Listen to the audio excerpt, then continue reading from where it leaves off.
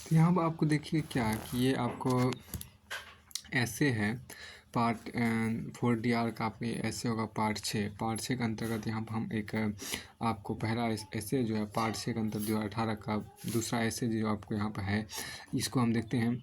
इसमें देखिए आपको कहा गया एक अच्छा जीवन प्रेम से प्रेरित, एक अच्छा जीवन प्रेम से प्रेरित और ज्ञान से संचालित होता है। एक अच्छा जीवन जो है, एक अच्छा जीवन आपको प्रेम से प्रेरित और ज्ञान से संचालित होता है। एक अच्छा जीवन प्रेम से प्रेरित और ज्ञान से संचालित होता है। पहली बात यहाँ कहा गया क्या, प्रेम स्वर्ग है। देखिए प्रेम स्वर्ग है, स्वर्ग प्रेम है, प्रेम अशोक, प्रेम असंख अशोक, प्रेम असंख अशोक। यहाँ जो कहा उसको देखिए, प्रेम स्वर्ग है, प्रेम स्वर्ग है, प्रेम स्वर्ग है, प्रेम स्वर्ग है, स्वर्ग प्रेम है, प्रेम स्वर्ग है, स्वर्ग प्रेम है, प्रेम है, प्रेम स्वर्ग है, स्वर्ग प्रेम है, प्रेम असंख अशोक, प्रेम असंख अशोक, ईश्वर का प्रतिबिंब प्रेम है, प्रेम हृदय आरोक। ये बात आपको किसने कहा था? राम नरेश त्रिपाठी ने यहाँ पर कहा था। अब इसको देखिए, व्यक्ति संसार में जन्म लेता है, व्यक्ति संसार में जन्म लेता है और समाजीकरण की प्रक्रिया के दौरान व्यक्ति को अच्छा जीवन जीने के लिए प्रेरित किया जाता है। अतः व्यक्ति अच्छा जीवन जीने का प्रयास करता है। यह मानवीय सभ्यता भी उन्हीं व्यक्तियों की याद रखती है जिन्होंने अच्छा जीवन यापन करके संसार में सद्भावना, शांति एवं सौहार्द इत्यादि को बढ़ावा देने का कार्य क्या हो। लेकिन अब देखिए यहाँ पर क्या कि लेकिन अब यह सवाल उठता है कि अच्छा जीवन व्यक्ति किस प्रकार व्यतीत कर सकता है। लेकिन अब यह सवाल उठता है कि अच्छा जीवन व्यक्ति किस प्रकार व्यतीत कर सकता है। इसके लिए आवश्यक है व्यक्ति का जीवन प्रेम से प्रेरित, ज्ञान से संचालित हो, प्रेम से प्रेरित एवं ज्ञान से संचालित हो। देखिए प्रेम से प्रेरित, ज्ञान से संचालित व्यक्ति आत्मविश्वास, तार्किक क्षमता, सही गलत का चुनाव, अपनी निज भाव तथा अपनी सही गलत का चुनाव तथा अपनी क्षमताओं का बेहतर उपयोग कर पाता है। जो व्यक्ति की सफलता के लिए अत्यंत आवश्यक है। देखिए यहाँ पर क्या कि जो व्यक्ति की लेकिन अब यह देखिए ऐसा होता है कि अच्छा जीवन व्यक्ति किस प्रकार व्यतीत कर सकता है। इसके लिए आवश्यक व्यक्ति का जीवन प्रेम से प्रेरित एवं ज्ञान से संचालित हो। प्रेम से प्रेरित ज्ञान से संचालित व्यक्ति आत्मविश्वास, तार्किक क्षमता, सही गलत का चुनाव तथा अपनी क्षमताओं का बेहतर उपयोग कर पाता है, जो व्यक्ति की सफलता के लिए अत्यंत आवश्यक है। प्रेम से प्रेरित तथा ज्ञान से संचालित मनुष्य में ईर्ष्या, द्वेष एवं कटुता जैसे भाव समाप्त हो जाते हैं और व्यक्ति का सामाजिक समुदाय से मेल जोड़ बढ़ने के साथ ही व्यक्ति समाज के प्रति अपने कर्तव्य का समुचित तरीके से निर्वहन कर पाता है। और अगर व्यक्ति इन दोनों के अनुसार कार्य न करे तो व्यक्ति का जीवन अंधकारमय हो जाएगा, जो मानवीय सभ्यता का विकास एवं प्रगति में अंततः बाधा ही पहुंचाएगा। उल्लेखनीय है कि अच्छे जीवन के लिए प्रेम और ज्ञान दोनों आवश्यक है। प्रेम एक अर्थ में अधिक मौलिक है क्योंकि यह बुद्धिमान लोगों को ज्ञान लेने उल्लेखनीय है कि अच्छे जीवन के प्रेम और ज्ञान दोनों आवश्यक है। प्रेम एक अर्थ में अधिक मौलिक है क्योंकि यह बुद्धिमान लोगों को ज्ञान लेने के लिए प्रेरित करेगा, ताकि वे यह जान सके कि उन्हें किस तरह से प्यार है, एक बार फिर क्योंकि यह बुद्धिमान लोगों को ज्ञान लेने के लिए प्रेरित करेगा ताकि वे यह जान सके कि उन्हें किस तरह से प्यार है। प्रेम ही संपूर्ण विश्व के नागरिकों को आपस में जोड़ने रखने अर्थात वसुधैव कुटुंबकम की भावना कार्य करता है, जिसके द्वारा व्यक्ति दूसरे के दुख में दुखी तथा दूसरों के सुख में सुखी होता है। भारतीय संस्कृति में प्रारंभ से ही प्रेम के मूल्य को अत्यधिक महत्व दिया गया है और हिंदी के प्रसिद्ध साहित्यकार मलिक मोहम्मद जायसी ने प्रेम को सामाजिक मूल्य का रूप दिया है। बिना प्रेम के जीवन मुट्ठी भर राख के समान है। देखिए मानुष प्रेम भव बैकुंठी, नाही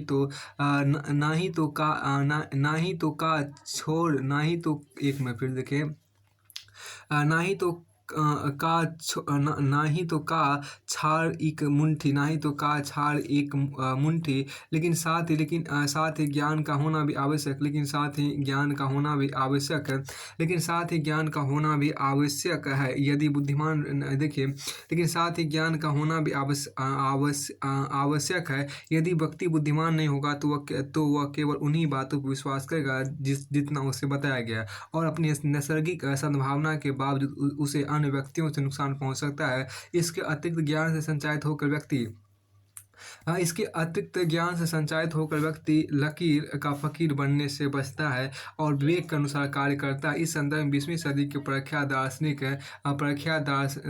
दार्शनिक महान गणितज्ञ और शांति के अग्रदूत बर्टे रसल का यह कथन प्रासंगिक प्रतीत होता है। गौरतलब है कि यहाँ देखिए क्या कि गौरतलब है कि प्रेम से प्रेरित होकर व्यक्ति में सहनशीलता, त्याग और दुनिया को कुछ प्रदान करने की भावना का विकास होता है।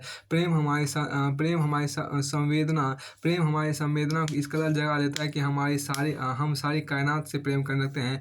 प्रेम हमारी संवेदना को इस कदर जगा देता है कि प्रेम हमारी संवेदना को इस कदर जगा देता है कि हम सारी कायनात से प्रेम करने लगते हैं। घर से प्रेम, समाज से प्रेम, देश से प्रेम, प्रकृति से प्रेम, संपूर्ण विश्व से प्रेम। यह तो जीने की राह अथवा यूं कहे कि स्वयं जीवन ही है। प्रेम में समर्पणता प्रतिबद्धता होती है, जिसके कारण व्यक्ति समाज की भलाई एवं सुख में ही व्यक्तिगत सुख को अनुभव करता है। इस प्रकार प्रेम से प्रेरित होकर व्यक्ति अच्छा जीवन व्यतीत कर सकता है। प्रेम से प्रेरित अच्छा जीवन व्यक्तिगत हित के ऊपर सामाजिक हित को महत्व देता है। विचारने बिंदु है कि प्रेम से प्रेरित होकर ही व्यक्ति वास्तविक स्वतंत्रता को प्राप्त कर सकता है, क्योंकि यह स्वतंत्रता दूसरों की स्वतंत्रता को कम नहीं करती और व्यक्ति उच्च आदर्शों एवं मूल्यों से युक्त होता है। अगर हम संसार में विभिन्न महापुरुषों विद्वानों के जीवन पर दृष्टि डालें तो उनका अच्छा जीवन प्रेम से प्रेरित नजर आता है। फिर चाहे वो महात्मा बुद्ध हो, गांधी जी हो, मार्टिन लूथर किंग हो या नेल्सन मंडेला आदि, इन सभी व्यक्तियों ने प्रेम से प्रेरित जीवन पद्धति से ही समाज की कुरीतियों, शोषण एवं विषमताओं की समाप्ति की है। जैसे महात्मा गांधी ने भारतीय स्वाधीनता आंदोलन में अंग्रेजी औपनिवेशिक देखिए यहाँ पर क्या कि अंग्रेजी औपनिवेशिक शासन के विरुद्ध सत्याग्रह, अहिंसा की पद्धति अपनाई और अंततः न्यूनतम जनधन की क्षति के साथ भारत को स्वतंत्रता दिलाई। वहीं नेल्सन मंडेला ने दक्षिणी अफ्रीकी सरकार के रंगभेदी नीतियों के विरुद्ध अहिंसक तरीके से आंदोलन चलाया और स्वयं कारावास में भी रहे। यही कारण है कि प्रेम को ईश्वर के समान माना जाता है। प्रेम से प्रेरित होकर ही व्यक्ति दूसरों की चुभन अर्थात दुख को दूर करने का प्रयास करता है। प्रेम से प्रेरित होकर ही व्यक्ति दूसरों की चुभन अर्थात दुख को दूर करने का प्रयास करता है। फिर आप आगे देखिए, तुम्हारे दिल की चुभन भी जरूर कम होगी, किसी के पाँव से कांटा निकाल कर देखो। तुम्हारे दिल की चुभन भी जरूर कम होगी, तुम्हारे दिल की चुभन भी अर्थात दुख भी जरूर कम होगी, किसी के पाँव से कांटा निकाल कर देखो। अब यहाँ पर कहा गया क्या, हम इस बात को थोड़ा सा कहते हैं। अगर हम वर्तमान संदर्भ में देखिए, हम थोड़ा सा गौर कीजिए, अगर हम वर्तमान संदर्भ में परिचर्चा करें तो संपूर्ण विश्व प्रतिस्पर्धा एवं एक दूसरे से आगे निकलने की होड़ में लगा हुआ है। यहाँ देखिए, अगर हम वर्तमान संदर्भ में परिचर्चा करें तो संपूर्ण विश्व प्रतिस्पर्धा एवं एक दूसरे से आगे निकलने की होड़ में लगा हुआ है, जिसमें व्यक्तियों में तनाव, अलगाव, प्रत्येक व्यक्ति को शत्रु मानने जैसी प्रवृत्तियां उभर रही है। अतः वर्तमान परिप्रेक्ष्य में अच्छे जीवन के लिए प्रेम से प्रेरित होना आवश्यक हो गया, क्योंकि इससे व्यक्तियों में शांति, भाईचारे की भावना के विकास के साथ ही स्वस्थ प्रतिस्पर्धा को बढ़ावा मिलेगा, जो प्रत्येक व्यक्ति और मानव जाति के हित में होगा। इसके विपरीत अगर व्यक्ति प्रेम से प्रेरित नहीं होगा तो उसके अच्छे जीवन यापन कल्पना नहीं की जा सकती और व्यक्ति हिटलर, मुसोलिनी, रोबोस्पियर इत्यादि बन जाएगा, जो संपूर्ण विश्व नरसंहार एवं मानवता के ह्रास का सूचक होगा। किंतु सिक्के का दूसरा पहलू यह भी है कि अच्छे जीवन के प्रेम से प्रेरित होने के अलावा ज्ञान संचारित होना भी आवश्यक है। सुकरात ने ज्ञान को प्रमुख सद्गुण माना। यहाँ पर ज्ञान का शुभ अशुभ, सही गलत में अंतर इत्यादि से अगर व्यक्ति ज्ञान संचारित नहीं होगा तो वह स्वयं तो वह स्वयं के विवेक के अनुसार कार्य करने ना करने के साथ ही स्वतंत्र निर्णय नहीं कर पाएगा, नहीं कर पाएगा, तथा जो व्यक्ति अपना निर्णय एवं कार्य स्वयं करने की स्थिति में नहीं होता है, वह मनुष्य साध ना होकर साधन बन जाता है, अर्थात उसकी स्थिति वस्तु के समान हो जाती है। ज्ञान संचालित होकर मनुष्य अपनी क्षमताओं एवं योग्यताओं को पहचान कर अपनी कार्य क्षमता एवं कुशलता में गुणात्मक वृद्धि कर सकता है। फिर आपको आगे यहाँ देखिए क्या यह बिंदु ध्यान देने योग्य है कि यह बिंदु ध्यान देने योग्य है कि अच्छे जीवन के लिए व्यक्ति को स्वयं का मूल्यांकन करने का कार्य करते रहना चाहिए, और यदि व्यक्ति अपना तटस्थ मूल्यांकन नहीं कर पाएगा तो उसके अच्छे जीवन यापन एवं सफलता की संभावना अत्यंत कम हो जाती है। यदि व्यक्ति ज्ञान से संचालित हो जाए तो स्वयं का समुचित तरीके से मूल्यांकन करके अपनी कमजोरियों एवं बुराइयों को दूर कर सकता है, जो अच्छे जीवन यापन के लिए अत्यंत आवश्यक है। ज्ञान संचालित होकर मनुष्य अपनी लघुता या सीमा से परिचित हो जाता है, और वह ज्यों ज्ञान प्राप्त करता जाता है, उसे अपनी अज्ञानता महसूस होने लगती है, तथा व्यक्ति निरंतर ज्ञान प्राप्त करने का प्रयास करता है। यह निरंतर ज्ञान प्राप्त करने की भावना उसे अहंकार से मुक्त बनाने के साथ ही स्वयं को सृष्टि का सर्वश्रेष्ठ प्राणी समझने से रोकती है, जो व्यक्ति के अच्छे जीवन यापन के साथ ही जीवन में विभिन्न समस्याएं एवं संकटों को आने से रोकती। इस संदर्भ में महान ग्रीक दार्शनिक सुकरात का एक प्रसिद्ध वाक्य है, जब उनसे किसी ने कहा कि आप इस शहर के सबसे ज्ञानी व्यक्ति हैं, तब उन्होंने कहा, मैं ज्ञानी इस अर्थ में हूँ कि मैं जानता हूँ कि मैं कुछ नहीं जानता। देखिए वस्तुतः वर्तमान युग विज्ञान एवं तकनीकी विकास से परिपूर्ण है, जिसने मानवीय सभ्यता के विकास के साथ ही मनुष्य की सुख सुविधाओं में अत्यधिक वृद्धि की है, लेकिन इसके साथ ही इस तकनीकी विकास के दुरुपयोग ने मनुष्य के सामने विभिन्न चुनौतियां भी उत्पन्न कर दी है, जैसे परमाणु हथियारों के निर्माण से संपूर्ण विश्व में एक अशांति एवं भय का माहौल बना हुआ है। इसके अलावा ज्ञान के माध्यम से मनुष्य शक्ति प्राप्त करता है, और इस शक्ति का समुचित उपयोग भी वह तभी कर सकता है जब वह ज्ञान संचालित अर्थात नैतिकता से परिपूर्ण हो। ज्ञान से संचालित होकर व्यक्ति में नैतिक मूल्यों एवं आदर्शों का विकास होता है, जो व्यक्ति के अच्छे जीवन के लिए अत्यंत आवश्यक है। इस नैतिकता के माध्यम से मनुष्य अपनी शक्ति एवं विज्ञान तकनीक का उपयोग समाज के हित में कर सकता है, ना कि समाज के विरोध में। व्यक्ति के अच्छे जीवन यापन के लिए व्यक्ति को समाज के व्यक्तियों की भावनाओं, दुखों सुखों इत्यादि को प्रभावी रूप में पहचानने की आवश्यकता है। ऐसा वह तभी कर सकता है जब वह ज्ञान से संचालित हो। निष्कर्षतः देखिए यहाँ पर क्या निष्कर्षतः एक अच्छे जीवन की अनिवार्य कसौटी है कि वह जीवन प्रेम से प्रेरित तथा ज्ञान संचालित हो। ये दोनों तत्व मिलकर मनुष्य के जीवन को संपूर्ण बनाते हैं, और इस संपूर्णता में समर्पण, प्रतिबद्धता, त्याग, उच्च अमूल्य इत्यादि मौजूद होते हैं, जो व्यक्ति की स्वयं की सफलता एवं मानवीय समाज के विकास के आवश्यक है। अगर व्यक्ति का जीवन प्रेम से प्रेरित तथा ज्ञान संचालित नहीं होगा तो एक चालक दैत्य बन जाएगा। प्रेम रहित एवं ज्ञान रहित सोच व्यक्ति को आत्म केंद्रित बनाने के साथ ही अंतर समाज में अनेक प्रकार की बुराइयों को बढ़ावा देगी, जिससे वर्तमान में बढ़ती हुई भीड़, हिंसा, पर्यावरण संरक्षण से विभिन्न राष्ट्रों का विमुख होना, निर्जातीय संघर्ष, शरणार्थियों के विस्थापन की समस्या इत्यादि के संदर्भ में देखा जा सकता है। प्रेम से प्रेरित और ज्ञान से संचालित होकर मनुष्य शांतिपूर्ण तरीके से दुनिया में परिवर्तन ला सकता है। यह परिवर्तन की धारा विश्व के प्रत्येक व्यक्ति के जीवन में गुणोत्तर वृद्धि करेगा। इस संदर्भ में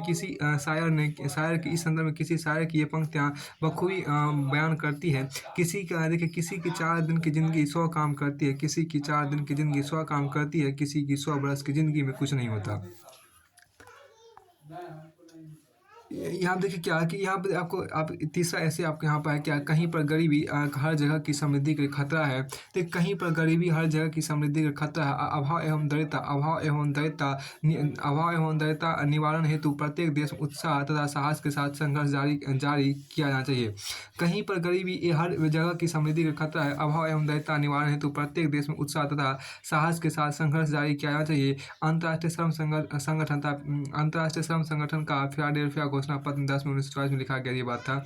अब जिस समय फिलाडेल्फिया घोषणा पत्र प्रकाशित हुआ तो उस वास्तव उपनिवेश देशों में विविध स्तर पर गरीबी व्याप्त थी। इस संदर्भ में देखिए, इस संदर्भ में यह घोषणा पत्र प्रशंसनीय कदम था। आज उस समय से उस समय से हम 70 वर्ष आगे निकल चुके हैं, लेकिन समस्या जस की तस है। बिल गेट्स के शब्दों में गरीब देशों की संख्या कम, देखिए गरीब देशों की संख्या कम हुई है, लेकिन गरीबों की संख्या में इजाफा ही हुआ है। गरीबी एवं इससे उत्पन्न सामाजिक अपवर्जन एवं असुरक्षा स्वाभाविक रूप में कुंठा, हिंसा एवं संघर्ष को जन्म देती है, जो समृद्धि एवं खुशहाली के सारे दावों को खोखला साबित कर देती है। गरीबी के अनेक पहलू हैं। गरीबी के अनेक पहलू हैं। सामाजिक वैज्ञानिक इसे अनेक देखिए सामाजिक वैज्ञानिक गरीबी के अनेक पहलू और सामाजिक विज्ञान इसे अनेक सूचकों के माध्यम से देखते हैं।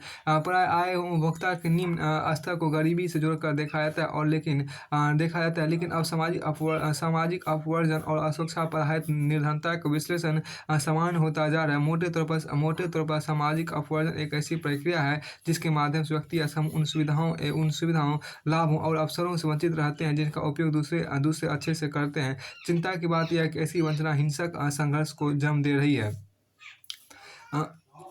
फिर देखिए, अगर सामाजिक वंचना के कारण देखिए, अगर यहाँ पर देखिए कि अगर सामाजिक वंचना के कारण ही नक्सलवाद और आतंकवाद जैसी गतिविधियों का प्रश्रय मिल रहा है, जिसमें वैश्विक स्थिरता नकारात्मक रूप से प्रभावित हो रही है।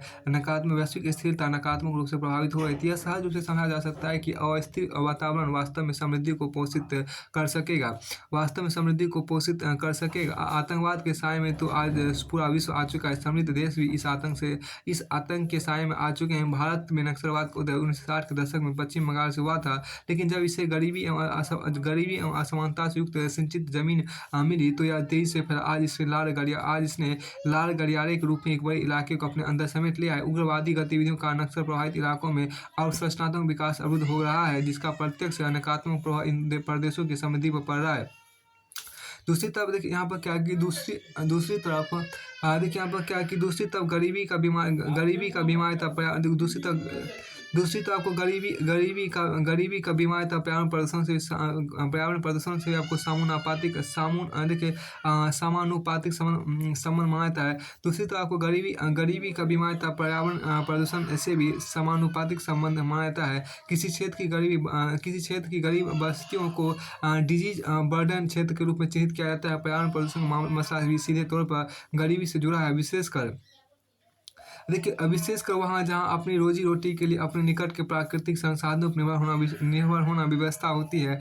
गरीबी से जुड़ी बीमारी पर्यावरण प्रदूषण की ये दोनों स्थितियाँ व्यापक स्तर पर मानव समृद्धि के राह में बाधा बनती है। बढ़ते प्रदूषण एवं जलवायु परिवर्तन को आज मानव अस्तित्व के लिए सबसे गंभीर खतरा माना जाता है। इसके प्रभाव की जद में पिछड़े एवं समृद्ध क्षेत्र अब बिना किसी भेदभाव के शामिल है। इसी के मद्देनजर संयुक्त राष्ट्र के पूर्व महासचिव कोफी अन्नान का कथन सत्य प्रतीत होता है कि चरम गरीबी कहीं भी मानव सुरक्षा के लिए खतरा है। फिर यदि देखिए यहाँ बहुत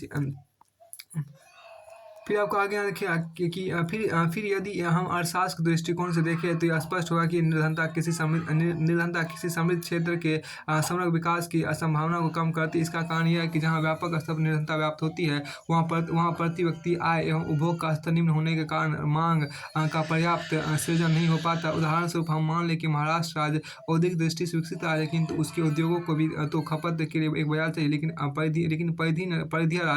परिधीय राज्यों में चूंकि पिछड़ापन व्याप्त, इस कारण से मांग सृजन के अभाव में महाराष्ट्र का औद्योगिक विकास दुष्प्रभावित होता है। इसके विपरीत अधिपरिधीय राज्यों में उपभोग एवं आय का स्तर उच्च होता है तो यह कहीं न कहीं औद्योगिक विकास के प्रोत्साहन का ही काम करता है। ये तथ्य समान रूप से सेवा क्षेत्र पर भी लागू होता है। मान ले कोई पर्यटक पवित्र स्थलों का दर्शन करने के लिए बिहार या उत्तर प्रदेश आना चाहता है, लेकिन उस क्षेत्र विशेष के पिछड़ेपन का उसका आगमन वहाँ नहीं होता है। तो इसके नुकसान के लिए सिर्फ उन राज्यों की ही नहीं होता, सिर्फ देखिए एक बार फिर से देखिए, लेकिन उस क्षेत्र विशेष के पिछड़ेपन के कारण उसका आगमन वहाँ नहीं होता है। तो इससे नुकसान सिर्फ उन राज्यों को ही नहीं होता, बल्कि देश के अन्य क्षेत्र एवं स्थान पर भी प्रभावित होते हैं। कहने का तात्पर्य यह है कि देश के अंदर एक भाग में विद्वान पिछड़ापन कहीं न कहीं संपूर्ण देश की समृद्धि पर नकारात्मक असर डालता है। फिर आपको आगे यहाँ पर कहा गया भले ही हम भले ही हम देखिए यहाँ पे जो कहा गया भले ही हम एक क्षेत्र में विद्वान गरीबी और पूरे देश की समृद्धि पर इसके नकारात्मक असर को ठीक से नहीं समझ पा रहे हैं, लेकिन दिलचस्प तथ्य है कि समाजवादी देश अर्थशास्त्र के इस तकनीकी पहलू को समझते हैं। कभी हमने सोचा है कि जब ब्रिटेन औद्योगिक क्रांति दौर से गुजर रहा था तो ब्रिटिश उपयोगितावादी चिंतकों द्वारा भारत भू राजस्व के अस्थायी बंदोबस्त प्रणाली के बजाय रियायतवादी बंदोबस्त की पैरोकारी क्यों की गई। इसका मुख्य कारण है कि इसका मुख्य कारण यह था कि ब्रिटिश चिंतक देखिए ब्रिटिश इसका मुख्य कारण यह था कि ब्रिटिश चिंतक लगान देने के पश्चात बचे कृषि अधिशेष को कुछ जमींदारों के पास ही संचित होने नहीं होने देना चाहता था। उनकी नज़र में यदि कृषि अधिशेष किसानों के पास देखिए उनकी नज़र में यदि कृषि अधिशेष किसानों के पास जाता तो कुछ जमींदारों की बजाय एक बड़ा किसान वर्ग ब्रिटेन के कल कारखानों के लिए वृहद स्तर पर मांग सृजन करता। भारत में भी यह समझे जाने की आवश्यकता है कि राष्ट्रीय स्तर विद्वान कहीं गरीबी कहीं समृद्धि की विषमता को पाट कर ही अर्थतंत्र को धारणीय रूप में विकसित किया जा सकता है। दूसरे गरीबी और प्रवास का मुद्दा भी एक दूसरे से संबंध है। स्वाभाविक रूप से गरीबी कारण पिछड़े देशों समृद्ध क्षेत्रों में प्रवास को बल मिलता है। इसके कई सकारात्मक परिणाम भी दृष्टिगोचर है। मसलन पूर्वी उत्तर प्रदेश तथा बिहार इत्यादि राज्यों के प्रवासी ने पंजाब, हरियाणा एवं पश्चिमी उत्तर प्रदेश के ग्रामीण क्षेत्रों में कृषि विकास के लिए उनकी हरित क्रांति योजना को सफल बनाने में महत्वपूर्ण भूमिका निर्वाह किया है। लेकिन दूसरी तरफ प्रवासी एवं स्थानीय लोगों में रोजगार को लेकर तनाव भी उत्पन्न होता है, जिसके कारण क्षेत्र आधारित हिंसक घटनाएं सामने आती है।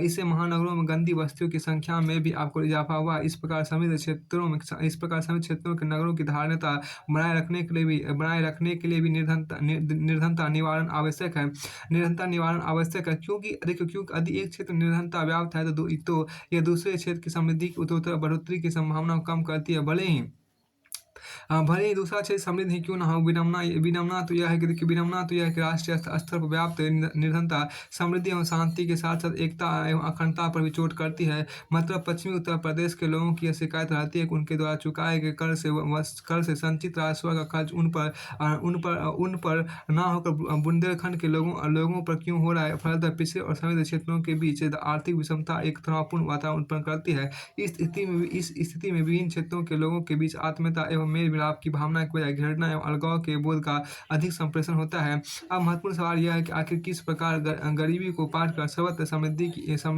की इबारत लिखी जा सके। फिर अब आगे यहाँ पर कहा गया देखिए समकालीन, यहाँ पर देखिए क्या कि समकालीन भारत पे यदि हम दृष्टिपात करें तो हमारे समक्ष दो तरह की तस्वीरें सामने आती है। एक तरफ बिहार, उड़ीसा एवं झारखंड जैसे राज्य है जहाँ गरीबी व्यापक स्तर पर व्याप्त है। वहीं दूसरी ओर केरल, पंजाब, हरियाणा जैसे राज्य है जो मानव संसाधन निवेश कर या उच्च कृषि या उच्च कृषि वृद्धि दर हासिल कर निरंतर को पारंपरिक रूप से कम करने में सफल है। लेकिन फिर भी यदि कुछ भाग निरंतर कुचक्र में है तो भारत को समृद्धशाली राष्ट्र की सूची में कैसे शामिल किया जा सकता है। उपयुक्त परिस्थितियों देखिए यहाँ पर क्या उपयुक्त परिस्थितियों से निपटने के लिए हमें सर्वोदय की अवधारणा को अमली जामा पहनाने की आवश्यकता है। सर्वोदय शब्द के दो मुख्य अर्थ है। सर्वोदय अर्थात सबका उदय और सब प्रकार से उदय। दूसरे शब्दों में कहें तो सर्वोदय का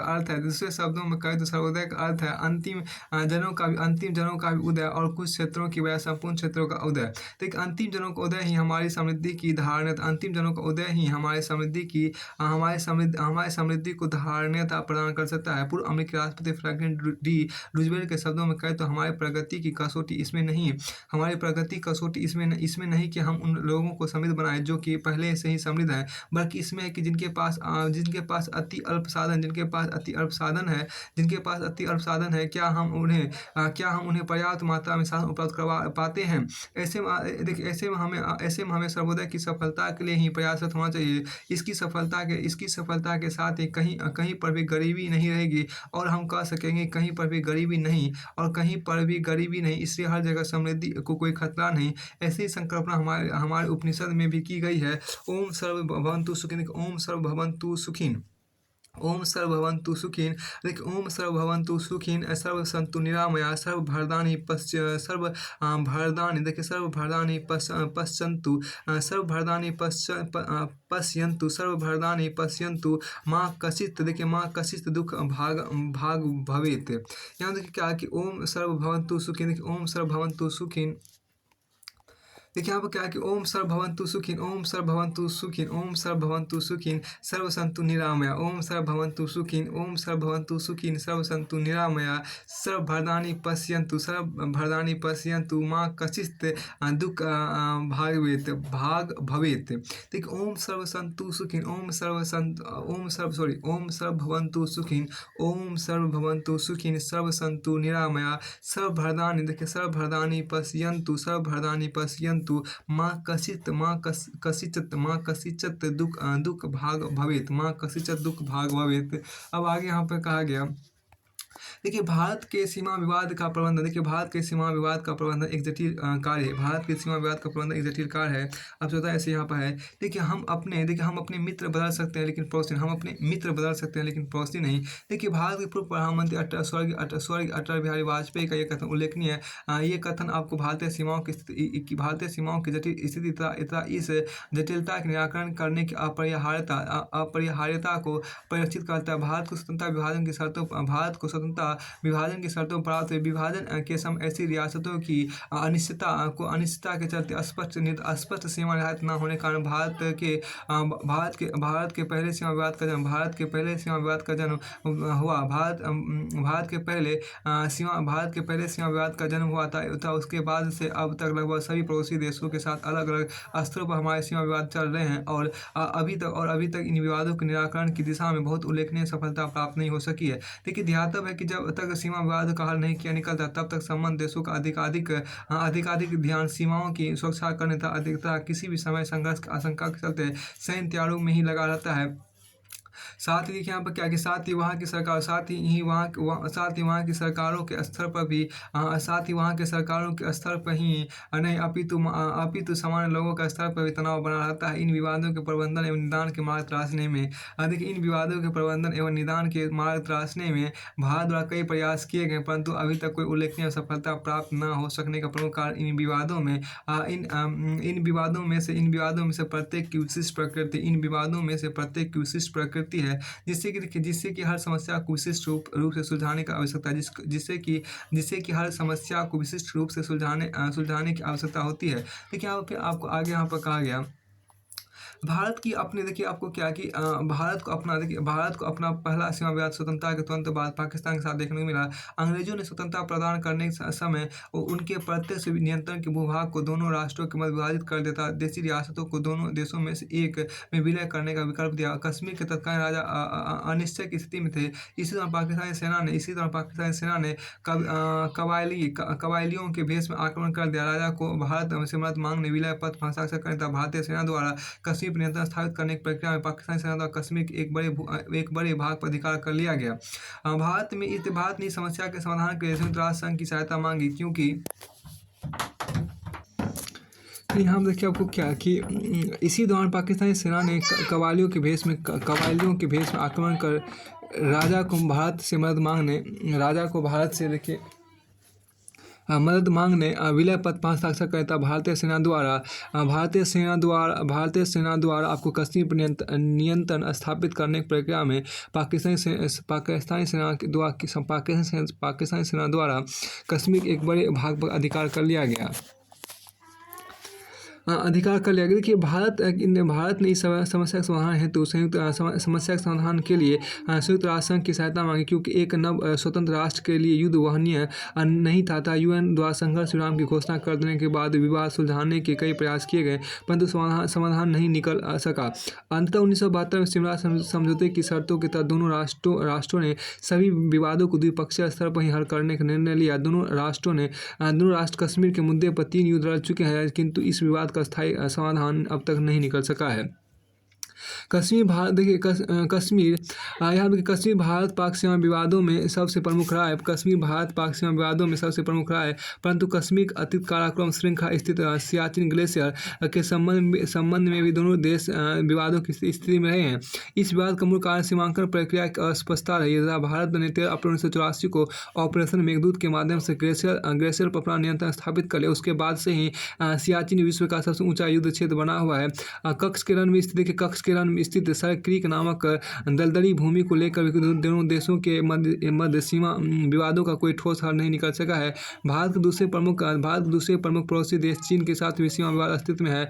लद्दाख के निकट स्थित अक्साई चीन नामक क्षेत्र, जो कि मूल रूप से भारत का हिस्सा था, चीन के साथ सीमा साझा करता है से होकर चीन द्वारा निर्मित एक सड़क गुजरती है। चीन इस क्षेत्र पर अपना दावा प्रस्तुत किया और अक्साई चीन को अपने मानचित्र में प्रदर्शित किया है।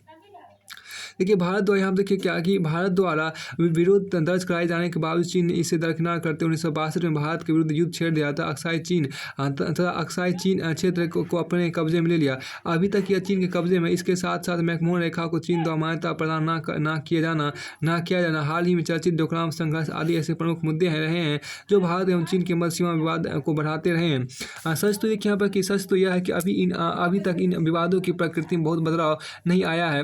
देखिए पाकिस्तान एवं चीन के साथ प्रमुख सीमा विवादों के अतिरिक्त नेपाल के साथ आपको काला पानी क्षेत्र को लेकर विवाद है। बांग्लादेश एवं म्यांमार के साथ कुछ सीमावर्ती गांवों को लेकर विवाद की स्थिति अक्सर बनी रहती है, जिनका समाधान खोजने की इस दिशा में संवाद जारी है, परंतु अब तक ठोस समाधान नहीं निकल सका है। भारत के अपने पड़ोसियों के साथ इन उल्लेखित सीमा विवादों का कोई बड़ा हल ना निकल पाने के मूल में उत्पन्न होने वाली जटिलता अपनी प्रक्रिया में काफ़ी विविध है। पाकिस्तान एवं भारत के मध्य सीमा विवाद का समाधान ना निकल पाने का प्रमुख कारण संवाद प्रक्रिया में निरंतर गतिरोधों की उपस्थिति रही है। यह प्रवृत्ति देखी गई है कि दोनों देशों के मध्य संवाद के लिए अनुकूल माहौल निर्मित होते ही अवांछित घटनाओं से संवाद अनिश्चित काल के लिए टल जाता है। इन गतिरोधों में सबसे प्रमुख पाकिस्तान द्वारा कश्मीर एवं देश के अन्य हिस्सों में प्रायोजित किया जाने वाला आतंकवाद है। पाकिस्तान की इस रणनीति से कश्मीर की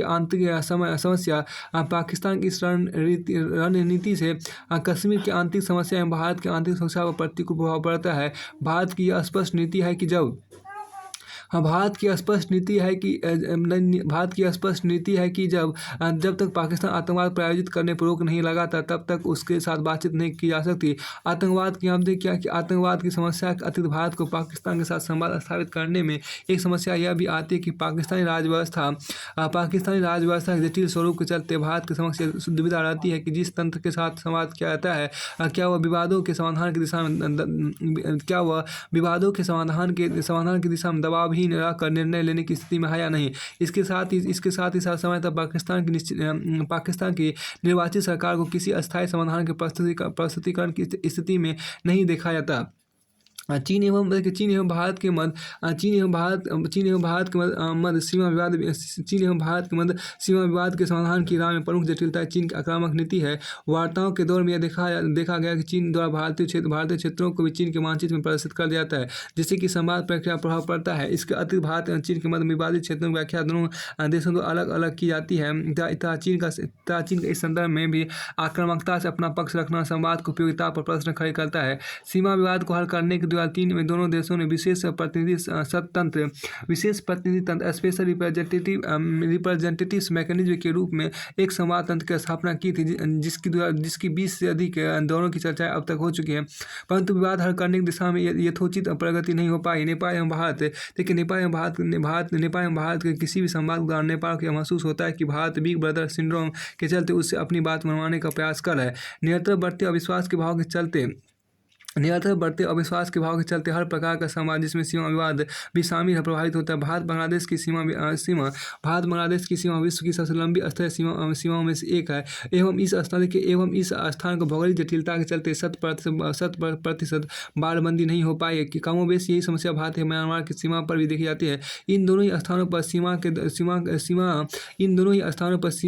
के दोनों और एकदम सीमा में सटे हुए गाँव का होना भी सीमा की अस्पष्टता में कठिनाई उत्पन्न करता है तथा सीमा विवादों का प्रबंधन चुनौतीपूर्ण बनाता है। इस अस्पष्टता के फलस्वरूप भारत में तस्करी, शरणार्थी संकट आदि की चिंतनीय स्थिति उत्पन्न होती है उत्पन्न होती है। लेकिन इन सीमा विवादों के प्रबंधन की दिशा में सबसे बड़ी प्राथमिकता विवादों के सभी पक्षों की प्रकृति को चिन्हित कर उनके अनुसार समाधान की रणनीति तैयार करने पर होनी चाहिए। भारत एवं पाकिस्तान के बीच सीमा विवादों का प्रबंधन एवं अन्य सभी विवादों के समाधान के दोनों देशों के बीच तनाव के बिंदु जिनमें कश्मीर सीमा विवाद तथा आतंकवाद को कुछ समय के किनारे रख आर्थिक क्षेत्र में आपको सहयोग, क्षेत्रीय एकीकरण, संवाद की निरंतरता आदि पर बल देकर विश्वास निर्माण की दिशा में कार्य करना चाहिए। निश्चय एक बार दोनों पक्षों के मध्य दशकों लंबी अविश्वास की खाई पाट लेने के पश्चात जटिल विवादों के समाधान के लिए आसान होगी। भारत को चीन के साथ अविश्वास कम करने तथा विवाद के क्षेत्रों को इस प्रकार चिन्हित करने पर बल देना चाहिए। चीन की ओर से भी आक्रामकता कम कर भारत के पक्ष को पूरा सम्मान देते हुए सुने जाने की आवश्यकता है। साथ ही वार्ताओं की हर दौर का निश्चित परिणाम निकाले जाने तथा चीन द्वारा विवादित क्षेत्र में आक्रामक गतिविधियां कम कर संवाद योग्य माहौल को यथावत रखे जाने की आवश्यकता है। फिर आपको यहाँ देखिए क्या कि हमें यह संदेश स्पष्ट रूप से नेपाल तक पहुँचना चाहिए कि भारत उसकी संप्रभुता का पूरा सम्मान करता है तथा वह उसके पक्ष को पूरी गंभीरता से लेता है। साथ ही नेपाल की ओर से भारतीय संदेहों को भी दूर करने का प्रयास किया जाना चाहिए। अस्पष्ट सीमाओं का प्रबंधन करने के लिए अस्पष्ट सीमाओं का प्रबंधन करने के यथावत अधिकतम प्रौद्योगिकी एवं पारंपरिक प्रयास किए जाने चाहिए। उल्लेखनीय है कि भारत द्वारा समग्र एकीकृत सीमा प्रबंधन तंत्र की स्थापना कर सीमा प्रबंधन में प्रौद्योगिकियों के उपयोग को चिन्हित कर इसे प्रभावी बनाने का प्रयास किया गया है। समग्रतः यह कहा जा सकता है कि हर दौर में हर विवाद का अंतिम समाधान बातचीत के माध्यम से निकालना ही सर्वाधिक उपयुक्त विकल्प रहा है। सीमा विवादों का प्रबंधन यथासंभव अधिक से अधिक स्तरों पर संवाद सुनिश्चित कर ही निकाला जाना चाहिए। इन विवादों का हल होने से भारत को कई आंतरिक एवं बाह्य समस्याओं से छुटकारा मिलेगा तथा भारत के अपने एवं संपूर्ण दक्षिण एशिया क्षेत्र के विकास का मार्ग प्रशस्त होगा तथा इन विवादों का हल होने से भारत को कई आंतरिक एवं बाह्य समस्याओं से छुटकारा मिलेगा तथा भारत के अपने एवं संपूर्ण दक्षिण एशिया क्षेत्र के विकास का मार्ग प्रशस्त होगा। फिर आपको आगे देखिए क्या 5 नंबर जब यहाँ पर कहा गया रूढ़िगत नैतिकता आधुनिक जीवन का मार्गदर्शक नहीं होती। देखिए रूढ़िगत नैतिकता आधुनिक जीवन का मार्गदर्शक नहीं हो सकती है। देखिए इस दुनिया में नैतिकता के बिना मनुष्य एक जंगली जानवर के समान है। इस दुनिया में नैतिकता के बिना मनुष्य एक जंगली जानवर के समान है। देखिए फ्रांसीसी लेखक अल्बर्ट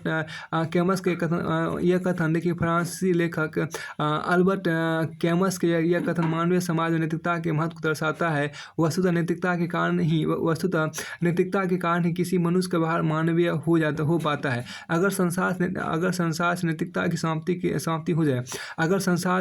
की समाप्ति हो जाए तो मनुष्य की स्थिति उन जानवरों के समान हो जाएगी जिन्हें अपनी ही प्रजाति से भय उत्पन्न होगा और एक का दूसरे के लिए खतरा उत्पन्न करेगा। नैतिकता व्यक्ति के जीवन में मार्गदर्शक की भूमिका निभाती है। जब व्यक्ति जीवन के किसी मोड़ पर संकट या द्वंद्व की स्थिति में होता है तब नैतिकता उसे भली भांति सही गलत में अंतर कर उचित मार्गदर्शन प्रदान करती। लेकिन यह बात भी सत्य है कि जब नैतिकता में रूढ़ियाँ व्याप्त हो जाती है तब यह व्यक्ति के जीवन का मार्गदर्शन ना करके